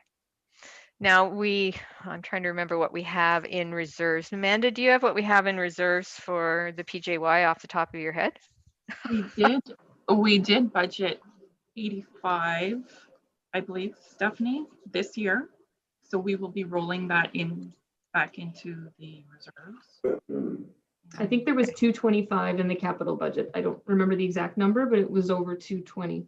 Yeah. Mm-hmm. Okay, I have 228. I just found it. Yeah. So we do have money in the reserve to cover the administrative component. Council will need to recognize that no matter what we do, there will be some impact to the taxpayer, because let's face it, even if we get a grant, there's going to be additional funds that we have to contribute towards that grant funding. So we do need to recognize that this is not about, we are not in a position where we can not consider that as a significant factor going forward when we are looking at our budget and we're looking at taxation increases. So just, we need to be aware of that. Sue, is there anything else that we could move forward today, or Stephanie or Amanda? Is there anything else that at this point that staff would like to see us do with this? I know it's a lot of information, but Sue. Well, I've been writing some potential resolutions based on what I'm hearing from council, and council can weigh in. So these are some of the points that I've heard, and I wasn't sure if you wanted them all drafted in within a resolution. That there's a decision to postpone debenturing until after establishing there's no forthcoming infrastructure funding announced at Roma at the end of January. That council would direct. Sorry, Yes? could you make it Roma and OGRA? I know that Absolutely. does delay it till the end of February, but then we've given it as good a shot as we can give it. And just to point out to council, I have certainly had a one-on-one conversation with our MPP, John Yakubuski. He is fully aware of the situation we are in. He and his staff are looking for anything that they can suggest to us that we can apply for in terms of funding, and they're giving us, you know, a heads up to make certain that we're applying for everything we can apply for. So just be aware that that has already happened. Sorry, Sue, and I'll go back to you. Sorry, No, can that's I just okay. interject there? Oh, yes. Sorry, I just did a quick timeline. So for the construction portion of the project, if we started April 1, it would take April, May, June, July, August, 6 months to complete the project, start to finish. If we don't get I just want council to be aware, if I don't find out anything as far as we don't move forward with anything as of the end of February, we're at least 7 or 8 months before, like, 2022 January will come very quickly. That's all I want council to be aware of, because we're going to be running quite tight timelines. Now, getting a head start on the project right now with the tendered document will save us about a month and a half's worth of time. So that could be something that we consider, but I just want council to be aware that if we don't move forward, you're going to be impeding. Like, the longer we wait, the longer it'll take. That's all. Mhm. Right, and the longer we wait, the more likely we are to be impeding on our fall winter 2021 minor hockey, figure skating season and rentals, which may be something that in the end happens. So we need to be aware of that. Okay. All right. Sorry, Sue. Oh, We'll go back to you. That's okay. And the other point that I heard was to advertise a special council meeting following that, the end of February, allowing public time to provide input to be included at that meeting. And then I'm hearing direction to the treasurer to invite a representative from Infrastructure Ontario to make presentation at the special council meeting regarding funding, borrowing programs available to municipalities. And then I'm hearing direction to staff to proceed with being shovel ready by retaining an engineering firm to draft the tender document with a phased in approach. I'm adding this as a consideration. A tender document with a phased in approach, whereas the ice slab replacement is prioritized and additional components other than the ice slab could form part of the tender as a phased in appendices to the tender. Same as we do with the roads, where we say, you know, we're doing, this is the road, but this is another appendices if they were to do a wider shoulder or something. Okay. For consideration, and that the cost for proceeding with the tender would be taken from reserves. Okay. Like to allow for the tendering to begin. All right. So are we looking at waiting on having a discussion with Infrastructure Ontario until a public meeting? I think we need to do, we may ask them to come back to a public meeting, but I think council needs to have that discussion in January if we can, or February if they're not able to come. Amanda? So I'm not sure what your calendar looks like for January, but I think we have a couple of weeks left in December. We do have some family bubbles that will be having their Christmas dinners together, which gives excellent opportunity for them to discuss their feelings about this project. I know that Stephanie has people calling, looking to see if they can book the facility for 2021 and also for 2022, that she has them on hold. And I believe we have potentially some deposits already that we've received for 2021. And within our contracts, we do have a timeline that we can cancel those contracts on our side without any penalty to us. And I really would like to see a special council meeting in January, if that's possible, with Infrastructure Ontario.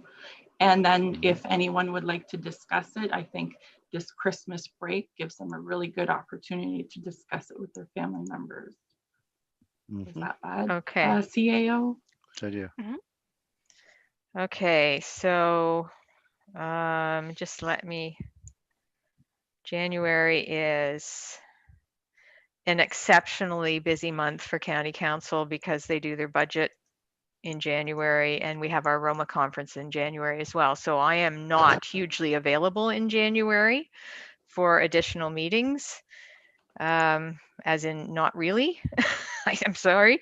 We have a council meeting scheduled for the second budget day of County Council on the 19th of January.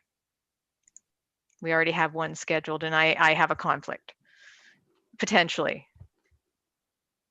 I don't know if the budget will take 2 days. So I'm just trying to figure out how we could add another meeting in January when I just don't have the days to do it. Do we want to have Infrastructure Ontario come and talk to council and then take that information and provide it? It needs to be somehow provided so the public can understand it. Like, we can provide them with all these reports, but what are they actually going to understand and what are they actually going to read? I want them to be able to engage at a meaningful level. So I'm not sure whether that's more about doing presentations at a special council meeting of the information, a little bit digested, because it has to be understandable. Thoughts, Councillor Wilmer? Yeah, I would like to see the infrastructure people as soon as possible. I think we need to get the information ourselves. I would prefer to have that information before a public meeting. So when I look at it, I'm thinking, even as part of one of our regular, perhaps the January 7th meeting, if we could put it on the agenda or find them, or if they're available to come. But I think for council, we need to have all this information prior to a public meeting. So that's just my suggestion. I agree. I think so. I don't think anybody likes to be surprised at a public meeting. We want to at least know what it is we have to present. Every member of council may not agree on what the outcome should be, but we all want to have the same information, and we don't want anything that is new to pop up at a public meeting. It makes it a lot harder to deal with things in terms of what information we have. So I'd concur. Is there any way we could try to get Infrastructure Ontario to the January 7th meeting, and if not, the January 19th meeting? And that's the second day of County Council budget meeting, and if they decide to go 2 days, then I will just not be available for the second day. I will send them an email right now. Okay. Then what I would suggest is we will have seen the Roma conference and seen if there's any announcement. Maybe what we could do is look at scheduling something early in February for a public meeting. We won't have the OGRA conference under our belt. Actually, Councillor Bromwich, do you know when the OGRA is? I was just wondering, you usually attend it, so I thought you might know. I don't have it on my calendar. I believe it's first or second week of February, and I'll double check on that.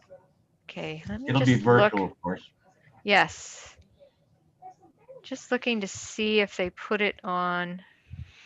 Let me see if I can find it here. Yeah, they didn't put it on my county council schedule, and they usually do, which is odd. February 22nd.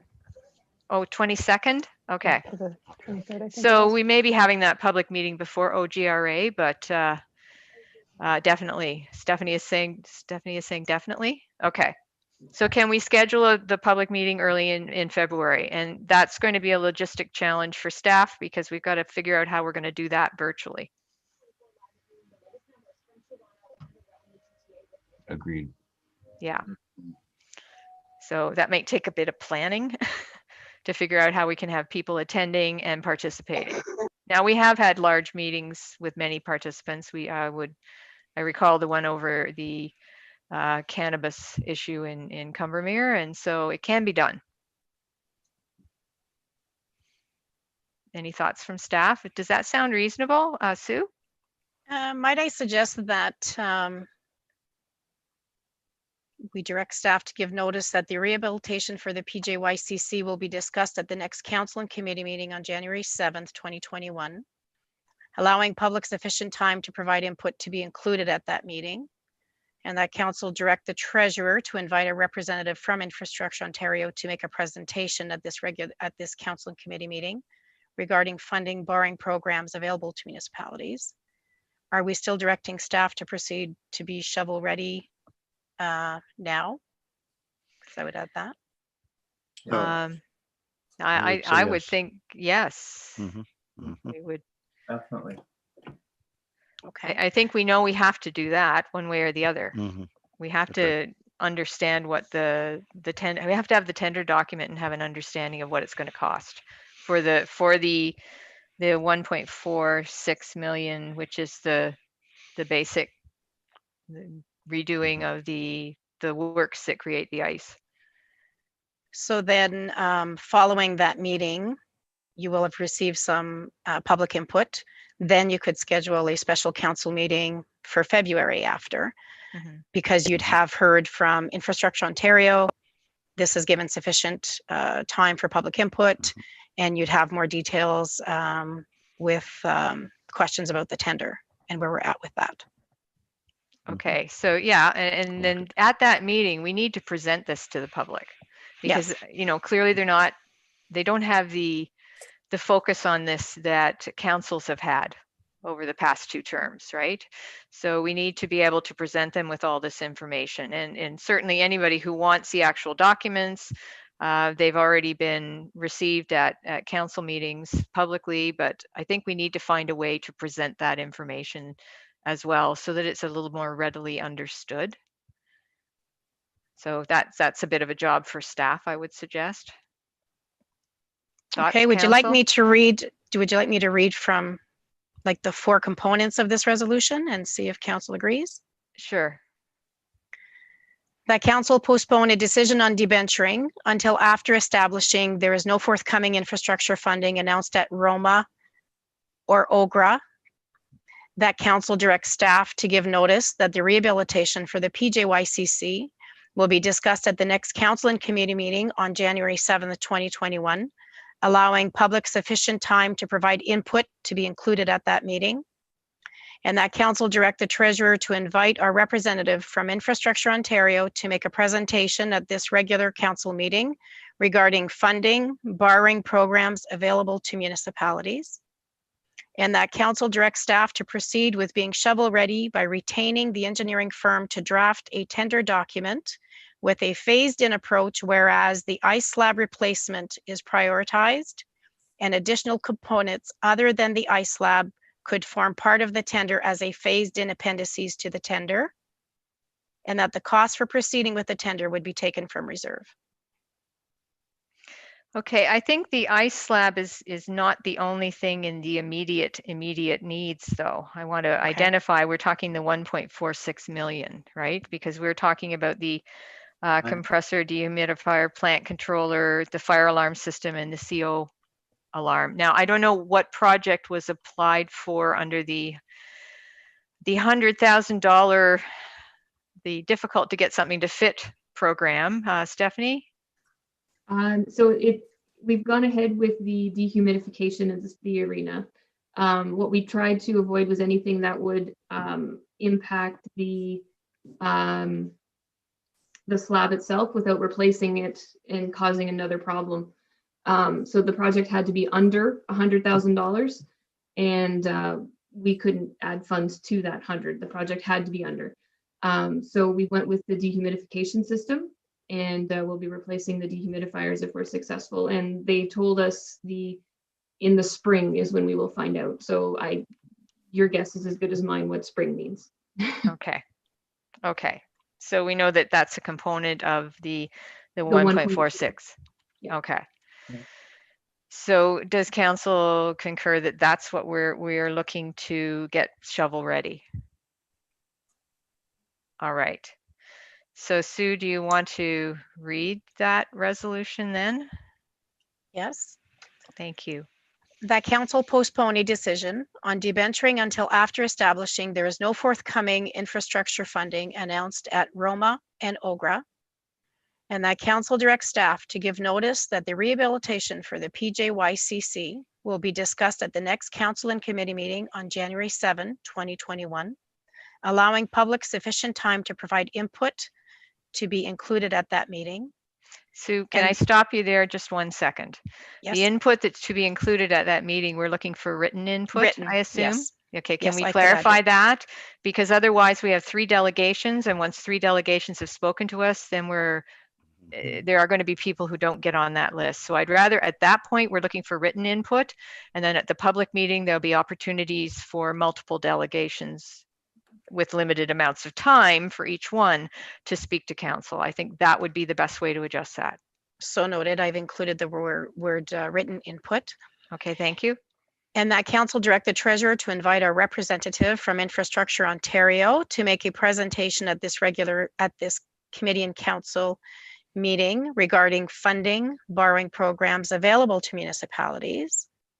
And that council directs staff to proceed with being shovel ready by retaining the engineering firm to draft a tender document with a phased in approach, whereas the ice slab replacement referenced in document as 1.46 million and associated is prioritized, and additional components other than the ice slab components could form part of the tender as a phased in appendices to the tender, and that the cost for proceeding with a tender would be taken from reserve.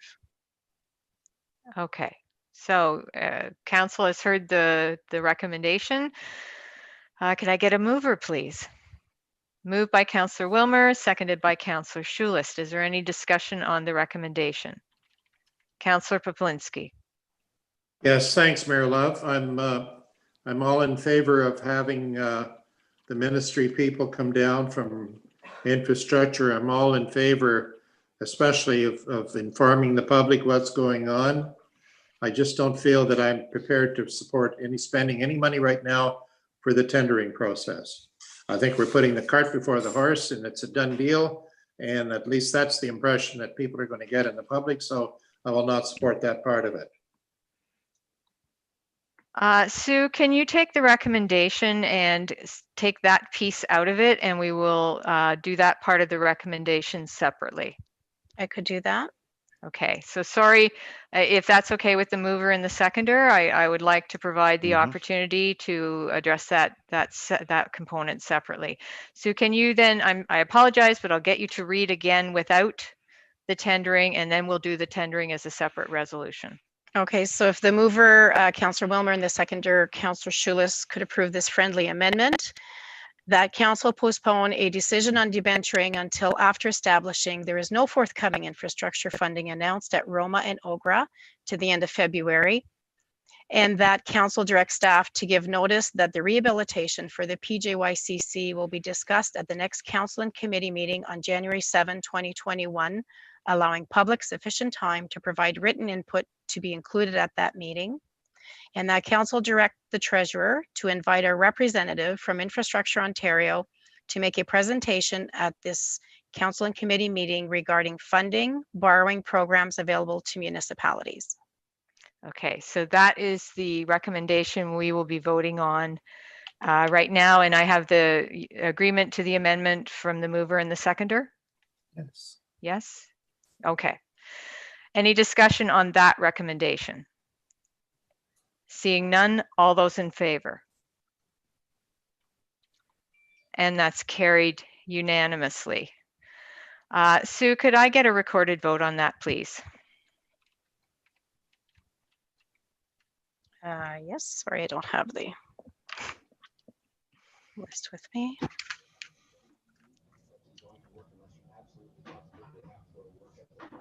Councillor Bromwich, Yay?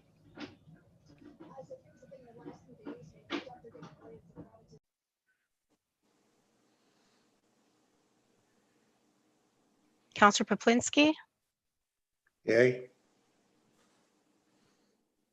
Councillor Schulist, Yay.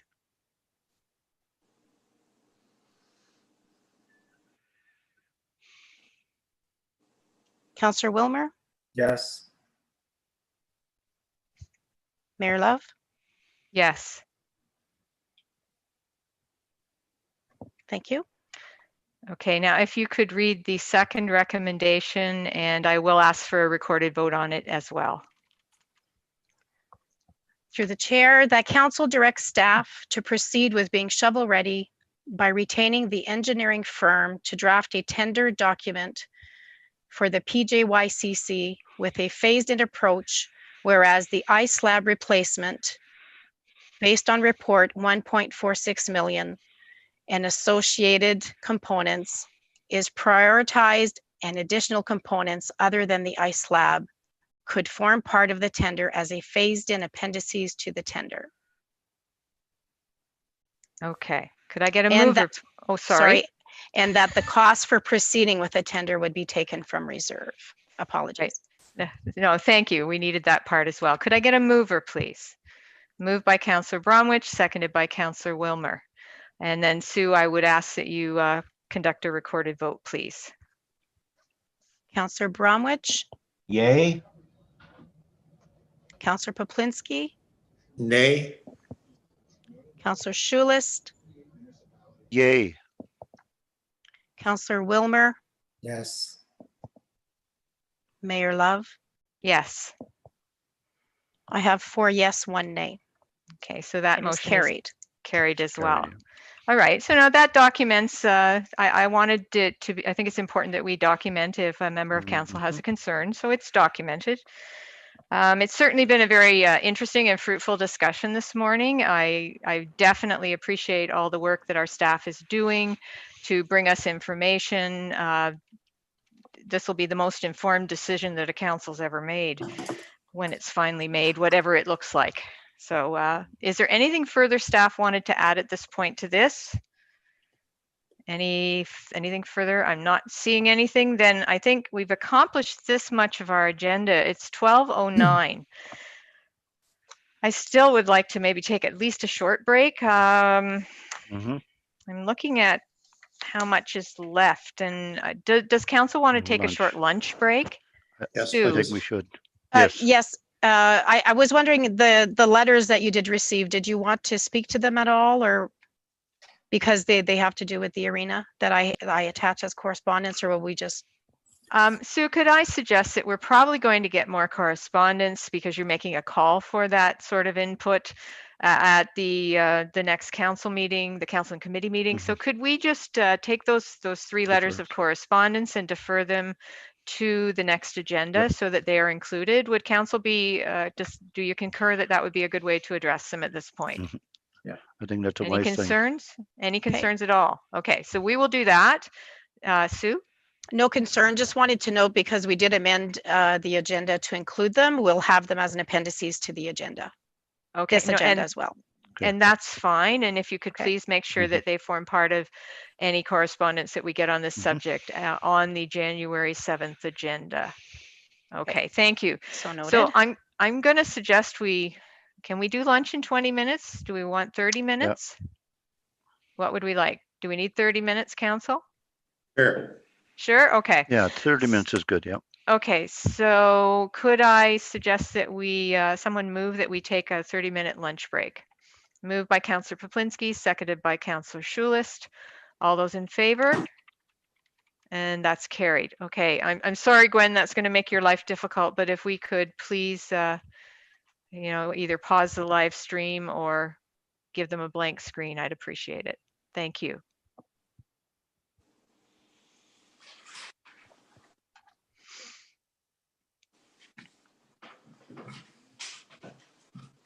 I couldn't go down and check.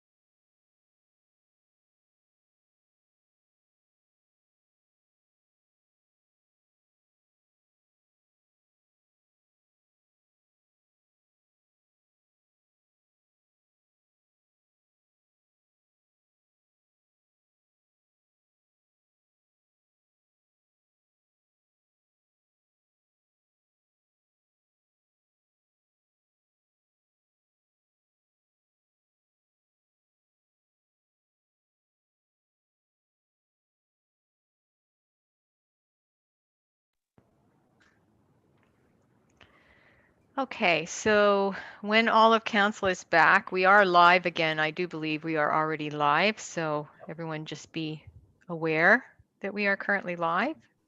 Yeah.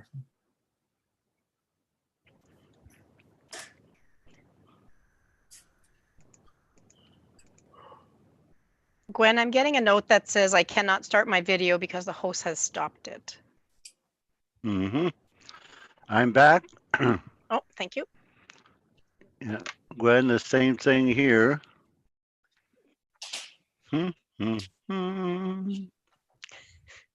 We are live. I will remind everyone again. We are live. Start video. Okay, I can do that.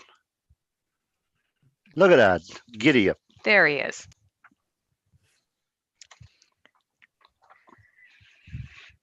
So we just need Councillor Bromwich and Councillor Poplinski to come back. Hopefully they can hear me, and they will be joining us shortly. Oh. Okay, there's Councillor Poplinski, but I cannot hear you. You are muted, just so you're aware. Oh, here. How about Councillor, now? you're good now. I can hear you now. And Councillor Bromwich, we can see you. Can you hear me? And we can hear you. I Okay. can see you. All right. So Gwen, I guess at this point, I'm going to call the meeting back to order. Hope everyone had a good lunch. At this point, we are entering bylaws, the bylaws section of the meeting, and our first bylaw is bylaw 2020-102 regarding Andrew J. Antha Contracting Limited, removal of holding symbol, Lot 13, Plan 596, Sherwood. The recommendation is that bylaw 2020-102, being a bylaw to amend bylaw number 2006-26 as amended of the Township of Madawaska Valley, be given first and second reading the 16th day of December 2020. Could I get a mover, please? Moved by Councillor Poplinski, seconded by Councillor Bromwich. Is there any discussion on the bylaw? Seeing none, all those in favor? And that's carried. The recommendation is that bylaw 2020-102 be given third and final reading the 16th day of December 2020. Can I get a mover? Moved by Councillor Wilmer, seconded by Councillor Schulist. Any final discussion on the bylaw? Seeing none, all those in favor? And that's carried.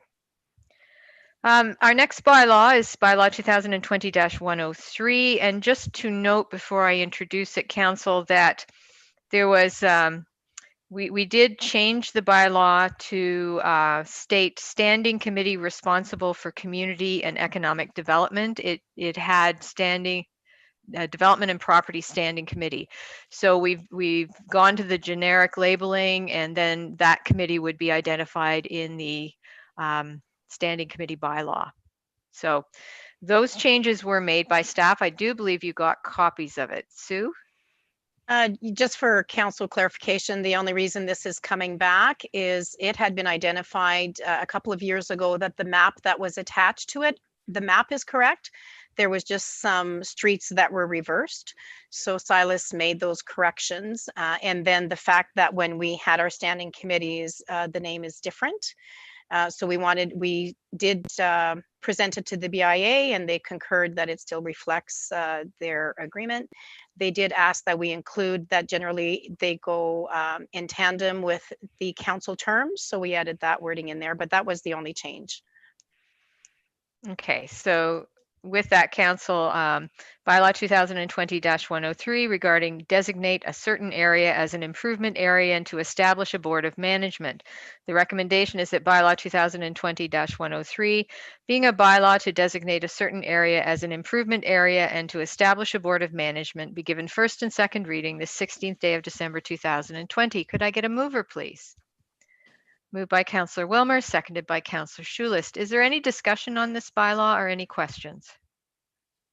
Okay, seeing none, all those in favor? And that's carried. The recommendation is that bylaw 2020-103 be given third and final reading the 16th day of December 2020. Could I get a mover, please? Moved by Councillor Bromwich, seconded by Councillor Poplinski. Any final discussion on the bylaw? Seeing none, all those in favor? And that's carried.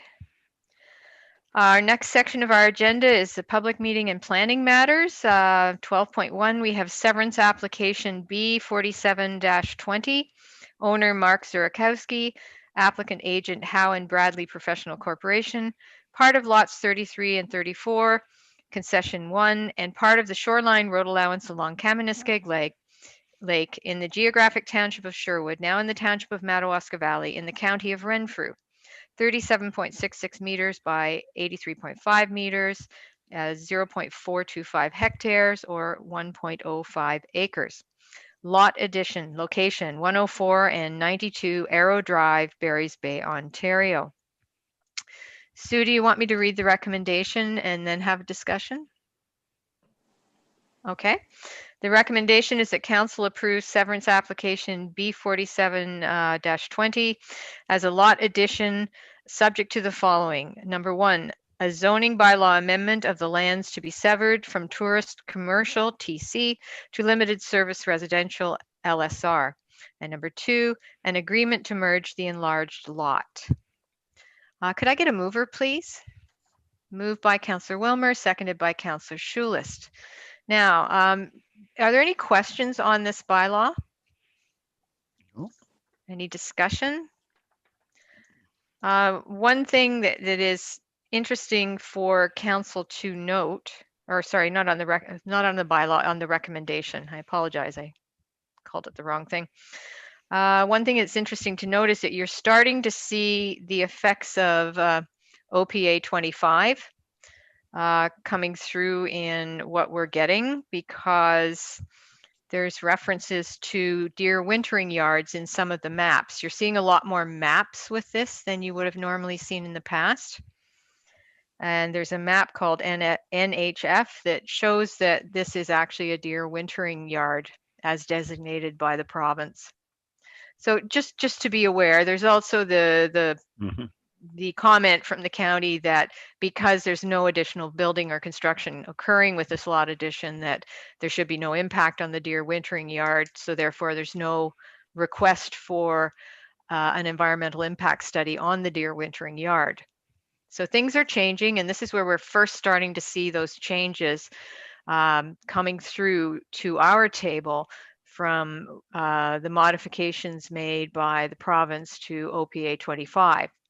Council will be getting a copy of what's called OPA 31, which is the county's amendments that will be made under our exemption to the official plan to reflect the special nature of Renfrew County, and we will be discussing that and providing our input back to county in January. If I Is may, there Madam any? Chair. Yes. I just Sue. want to, Silas did advise that he forwarded those documents to council yesterday via email. Okay, yes, so you've received it. Please review it, because January 7th is going to be a very busy meeting with lots of reading needing to be done in advance. So everybody's getting homework for Christmas. Anyways, we need to get our input back to the county on that. But this is the impact that you're beginning to see. Is there any questions or discussion on this? I'm not seeing any. Oh, Councillor Bromwich. Thank you, through you, Chair. On page 101, I see where the concerns are about the deer yard, as it's spelled out here, provincial policy statement and municipal plan review data, explanation of concerns, which was X the box. Item 2.1.5D, and it states development and site alteration shall not be permitted in significant wildlife habitat unless it has been demonstrated that there will be no negative impacts on the natural features and their ecological functions. How do we demonstrate that this would? It doesn't make sense to me. Like the deer can walk around a rock. If you move the rock on one side of the road, you know, like if you move a rock, you're going to damage its ecological habitat. It doesn't make sense to me. So we do have the option, I think, when these come to council, that if there is a concern under the Planning Act, that we can demonstrate that this does not affect the deer yard, the deer, I mean, we shouldn't even have Simpson Pit Road existing if that's the case, because they're actually I almost hit one coming home the other night. This is like absolutely whatever. Let them print whatever they want, but I think we have options to protect our people from this type of policy. Just my statement, that's all. So a lot of that I don't think was some of it was removed from the maps in the proposal that the county is making that you'll be reviewing, but some of it has to stay. However, as Mr. Cheeseman does identify there in the notes here, because nothing's being built or added to, Right. there can be no impact. So there is the opportunity where there is no obvious impact, as you say. So you move a rock, so what? But if there's no building and construction going on, there's no impact. So there's the option to not Right. request that it be demonstrated. And of course, the word demonstrated refers to doing a study. There's a lot of frustration in Killaloe, Haggerty, and Richards, and in Brudenell, Lindock, and Raglan, because those two municipalities were pretty much covered in deer wintering yards. So we have a chunk of it here in Madawaska Valley as well, and it pops up in the most surprising places. So I just wanted to identify to council that this is some of the things we will be dealing with going forward. There will be times when the county will recommend that studies are done, and there'll be decisions to make. I'm not sure whether there'll be recommendations or a study must be done, but we'll see what comes. But you're absolutely right. There seems to be a lack of understanding from the province that deer are not scarce commodities in rural Renfrew County. So, I certainly concur with your comments. So is there anything further on this particular recommendation? Any concerns? Okay, seeing none, all those in favor? And that's carried. Okay, we did our rate study and our water and wastewater system condition assessments. So we'll move on to 13.2, which was an addition, the Ministry of Municipal Affairs and Housing enforcement of orders dated December 15th, 2020 regarding Reopening Ontario Act. So we're trying to provide this information as quickly as we can to council so that you're aware of what's going on with the changes, the ever-changing environment and of COVID and the rules and restrictions that we live under. At the moment, Renfrew County and District Health Unit is green prevent, which is a good place to be. We want to be in that category. We don't want to be in any of the more yellow and orange and red categories. Any questions or comments from council on this piece of correspondence? Okay, I'm seeing none. We will accept that one as information. I think these are all information items anyways. Our next one is the County of Renfrew press release dated December 15th, 2020 regarding the Ontario Winter Games in March 2022. Which I referred to council in our discussion about the Paul J. Yakubowski Community Center. So this literally was just announced by the minister yesterday at the inaugural meeting of County Council. It is good news for the County of Renfrew. It is going to bring a lot of people into this county and provide a stimulus to our economy. I think they said, I had a note here somewhere, something like 3,000 or 3,500 participants and coaches will be coming into the County of Renfrew. And all of those people have family and friends that will be coming to watch them participate. So it's going to be a really good thing for the County of Renfrew. Yes. Okay. So I think we'll accept this as information and note that it's something positive that we have going on and to look forward to. Okay. Now, just to identify the items we added that we will be deferring to the January 7th Council and Committee meeting. We had a letter from Rose Schulis dated December 2nd, 2020 regarding the Paul J. Yakubowski Community Center. We had 13.5 was a letter from Janice Cebulski, president of the Barry's Bay and Area Skating Club, dated December 14th, 2020, again about the Paul J. Yakubowski Community Center. And then finally, an email from John and Lynn Yantha dated December 15th, 2020, again about the community center. So those three pieces of correspondence we will bring back to council with the other correspondence we received from the public on the arena and the discussions we've been having. Sue, do you need a motion to that effect? No, I don't need a motion, but we will contact the individuals and let them know that it will be brought back up in January. Okay, I think that would be good, just so they're aware that their communication will be part of the package that council will get. Okay, and we thank them for their input because, you know, it's nice to see that there were people who were paying attention and aware of what's going on and wanted to provide us with their thoughts on the matter. Okay, let's see, we're at correspondence action items 14.1. We have a letter from McKilligan and Associates dated December 8th, 2020, regarding our audit plan of the consolidated financial statements. I don't know, Sue, did you want to speak to this, or Amanda? Maybe Amanda wanted to speak to it? Sure. Oh, I've got lots of interference.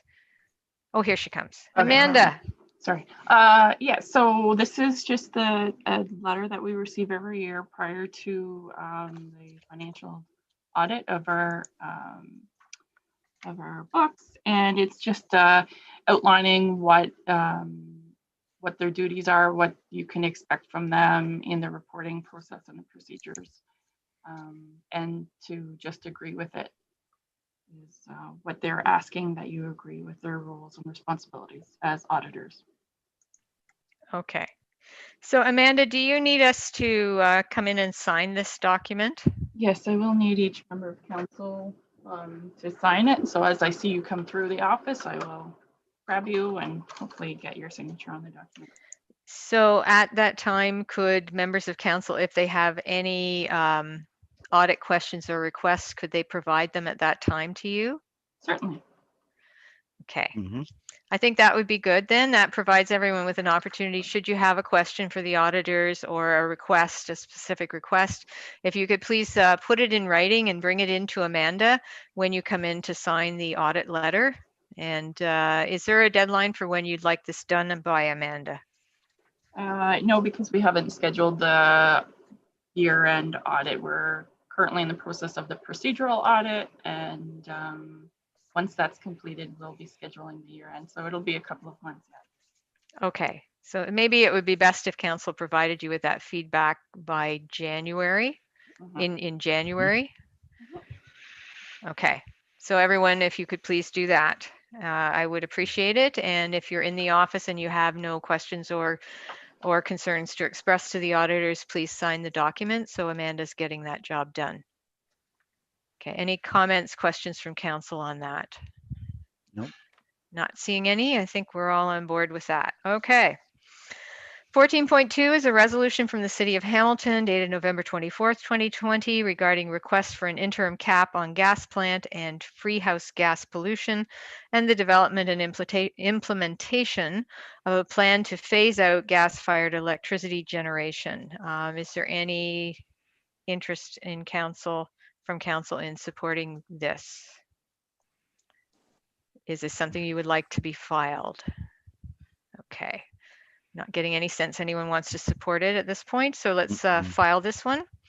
And 14.3 is a resolution from the City of Hamilton dated November 24th, 2020 regarding temporary cap on food delivery service charges.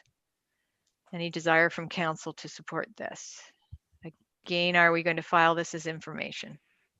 Okay, all right, so we will file that one as well. Under new business, 15.1 is the COVID-19 vaccine distribution task force. Boy, I hope I don't have to say that 3 times fast. This is dated December 12th, 2020 regarding their situation report. It was provided to council. It provides you with some sense of what I was speaking to in my mayor's address about the vaccinations and information about who will be vaccinated and not necessarily when, but how it will roll out over time as the vaccine becomes available. Any comments, questions from council on this item?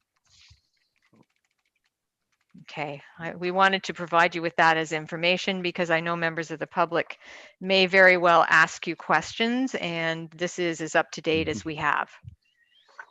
It always sounds, you know, when they announce vaccinations are here, we have the vaccine, that's great, but we're not going to have it here for a little while. So I think it's important the public has realistic expectations. Okay, so we will just have that as information. Under unfinished business, I asked service delivery review be put on the agenda. Council will recall that on December 3rd, 2019, we approved the submission of an application for a third-party service delivery review to the Ministry of Municipal Affairs and Housing under Intake 1 of the Municipal Modernization Program. Council approval was given for Public Sector Digest to complete the required expression of interest on behalf of the municipality. Unfortunately, our funding application was not approved. The only lower tier municipal applications that were approved under Intake 1 involved partnerships between multiple municipalities. The original letter from MMAH identified there would be a second intake in the spring-summer of 2020. This didn't happen. It was probably deferred due to COVID-19. Additional intakes are also expected through 2022 to 2023. The Local Efficiency Group, or LEG as it's known for short, was one of the few successful applications for funding under Intake 1. It's a partnership between Admiston Bromley, Greater Madawaska, Horton, McNabb Braeside, Whitewater Region, Arnprior, and Renfrew. The LEG service delivery review was completed by Dillon Consulting, and the final report was received in November of 2020. A service delivery review was also completed for the County of Renfrew by Strategy Corps. An overview of the final report was presented to County Council on November 25th, 2020. An operational review for the Township of Bonnechere Valley was completed by Municipal Government Wayfinders, and the final report was received in September. Should Council continue to be committed to conducting a service delivery review, it is important to identify the type and scope of review that would best suit Madawaska Valley. In the interest of having an informed discussion about Council's expectations for a service delivery review, I've asked that Council be provided with these 3 reports to read and consider over the Christmas break. They should give Council a better understanding of what to expect from different types of reviews.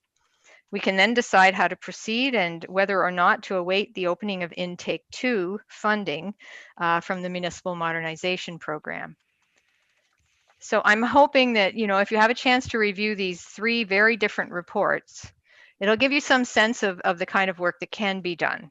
The LEG report requires partners. Obviously, they're municipalities that have come together and partnered. If that is the wish of Council or the will of Council that we seek partners to do a service delivery review, then, you know, I think it's important that you see what that can produce. The County of Renfrew report is short, what you will get, because the public part of it is very short. I can tell you that there is a significant number of pages that were received by County Council in camera. It reflects the items that are in the public part of the report, but goes more in depth into human resource issues and things that can't be discussed publicly. So, and it provided some direction and processes on getting to and achieving the items that were identified. And then certainly an operational review that's just internal to our municipality would be something that we could also consider. So I wanted to put this on the table because it was mentioned in a newspaper article, and it wasn't that we have, as a council, not discussed it or had no desire to do it. We did have a desire to do it. We just kind of haven't got back to it. There's been a lot going on this year. So I'll open it up for discussion by council, but I would like to provide you with those 3 documents and give you a chance to get a sense of what you can get back from a service delivery review. So is there any discussion? Councillor Pawlinski. Yes, thanks, Mayor Love. I think it's very timely, and I think that I certainly would like to take advantage of having that available to read over. And we were already involved with several of the other townships in the emergency committee there and so on. So we've already got some affiliation that way, and perhaps I'd like to read all of it, and there may be something that we can take away from it and use it in our own township here. But if it's always good to look within and see what we're doing, especially when we're faced with major expenditures coming up, and how are we going to do this? I think it's anyone that's involved in business, that's the first place they look at how much is going out the door in expenses, and it's just good business to do it. So I look forward to having that material, and perhaps something good will come from it. Thank you. Okay. Councillor Wilmer.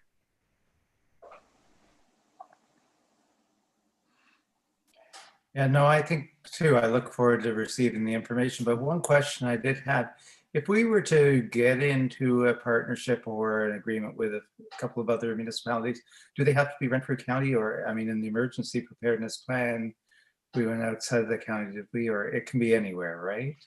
It's up to us to find the partners that we can work with to find efficiencies. I don't know what it will say in the intake 2. I don't know if Amanda recalls if there was any restriction to having to stay in your own county. It really wouldn't make sense because it doesn't, but sometimes these things appear. I know. Amanda, do you recall anything about having to stay within your own county? No, there was just, you know, they said that if you work in partnerships with other municipalities, it would look favorably on your application. It just makes sense to stay within your county or your close area based on service levels and what the needs are of the municipality and the other municipalities as well. So I guess with us though, because we're on the edge, on the very edge of Renfrew County, council could consider the possibility of partnering with South Algonquin or with Hastings Highlands if they were interested, right? Because they touch on our borders as well. So if there's nothing that restricts us, it is an option that you can consider as you're reading through the documents and thinking about what could come of that kind of a review in our area. Not to say that we don't have partnerships. We do have a partnership with Hastings Highlands for road maintenance. So and fire. Yeah, exactly. And then we have the partnership with the hazardous waste with Brunel Lindop Raglan. So there's that as well. Right. Councillor Poplinski. Yes, just a comment about the fact that Kamieniskig, of course, because of its location, a lot of those people, they shop in our area. They're very involved in many of the things that we do here. And I would advocate that would be certainly a very important one to have that communication, certainly some conversation with them. But once again, I'd like to see the reports that have been produced. Sure. Thank you. Okay, well, no problem. We'll have staff get that information out to you. So that, again, I guess it's more homework for the Christmas holidays, but I think we're going to have a really productive meeting when we come back in January. Can't go anywhere. We're all stuck at home. We might as well have something to read when we're cozied up by the fire. Okay. All right, Sue. Oh, Sue, yes? I will send those 3 sample reports to council today. Okay, and if you could bring to the council and committee meeting what they cost. And I do believe the leg one was funded, but I don't know if it was fully funded by intake 1. Okay. Maybe they would let you know. It would be nice to know what investment they had. Okay, so we'll get that information and bring it back to council. Next, we are at in-camera. We have an in-camera session. The recommendation is that the meeting enter in-camera session to discuss matters pertaining to the security of the property of the municipality or local board, personal matters about an identifiable individual, including municipal or local board employees, advice that is subject to solicitor-client privilege, including communications necessary for that purpose. Ontario Municipal Act 2001, Chapter 25, Section 239, 2A, B, and F. Number 1 is the regular council meeting minutes in camera of November 17th, 2020. Number 2 is the regular council meeting minutes in camera of December 1st, 2020. Number 3 is human resources. This will be a verbal update by the CAO clerk. And number 4 is the letter from planning file number MIC-2020-10, dated November 30th, 2020, regarding the notice of incomplete application. Could I get a mover, please? Moved by Councillor Poplinski, seconded by Councillor Schulist. All those in favor?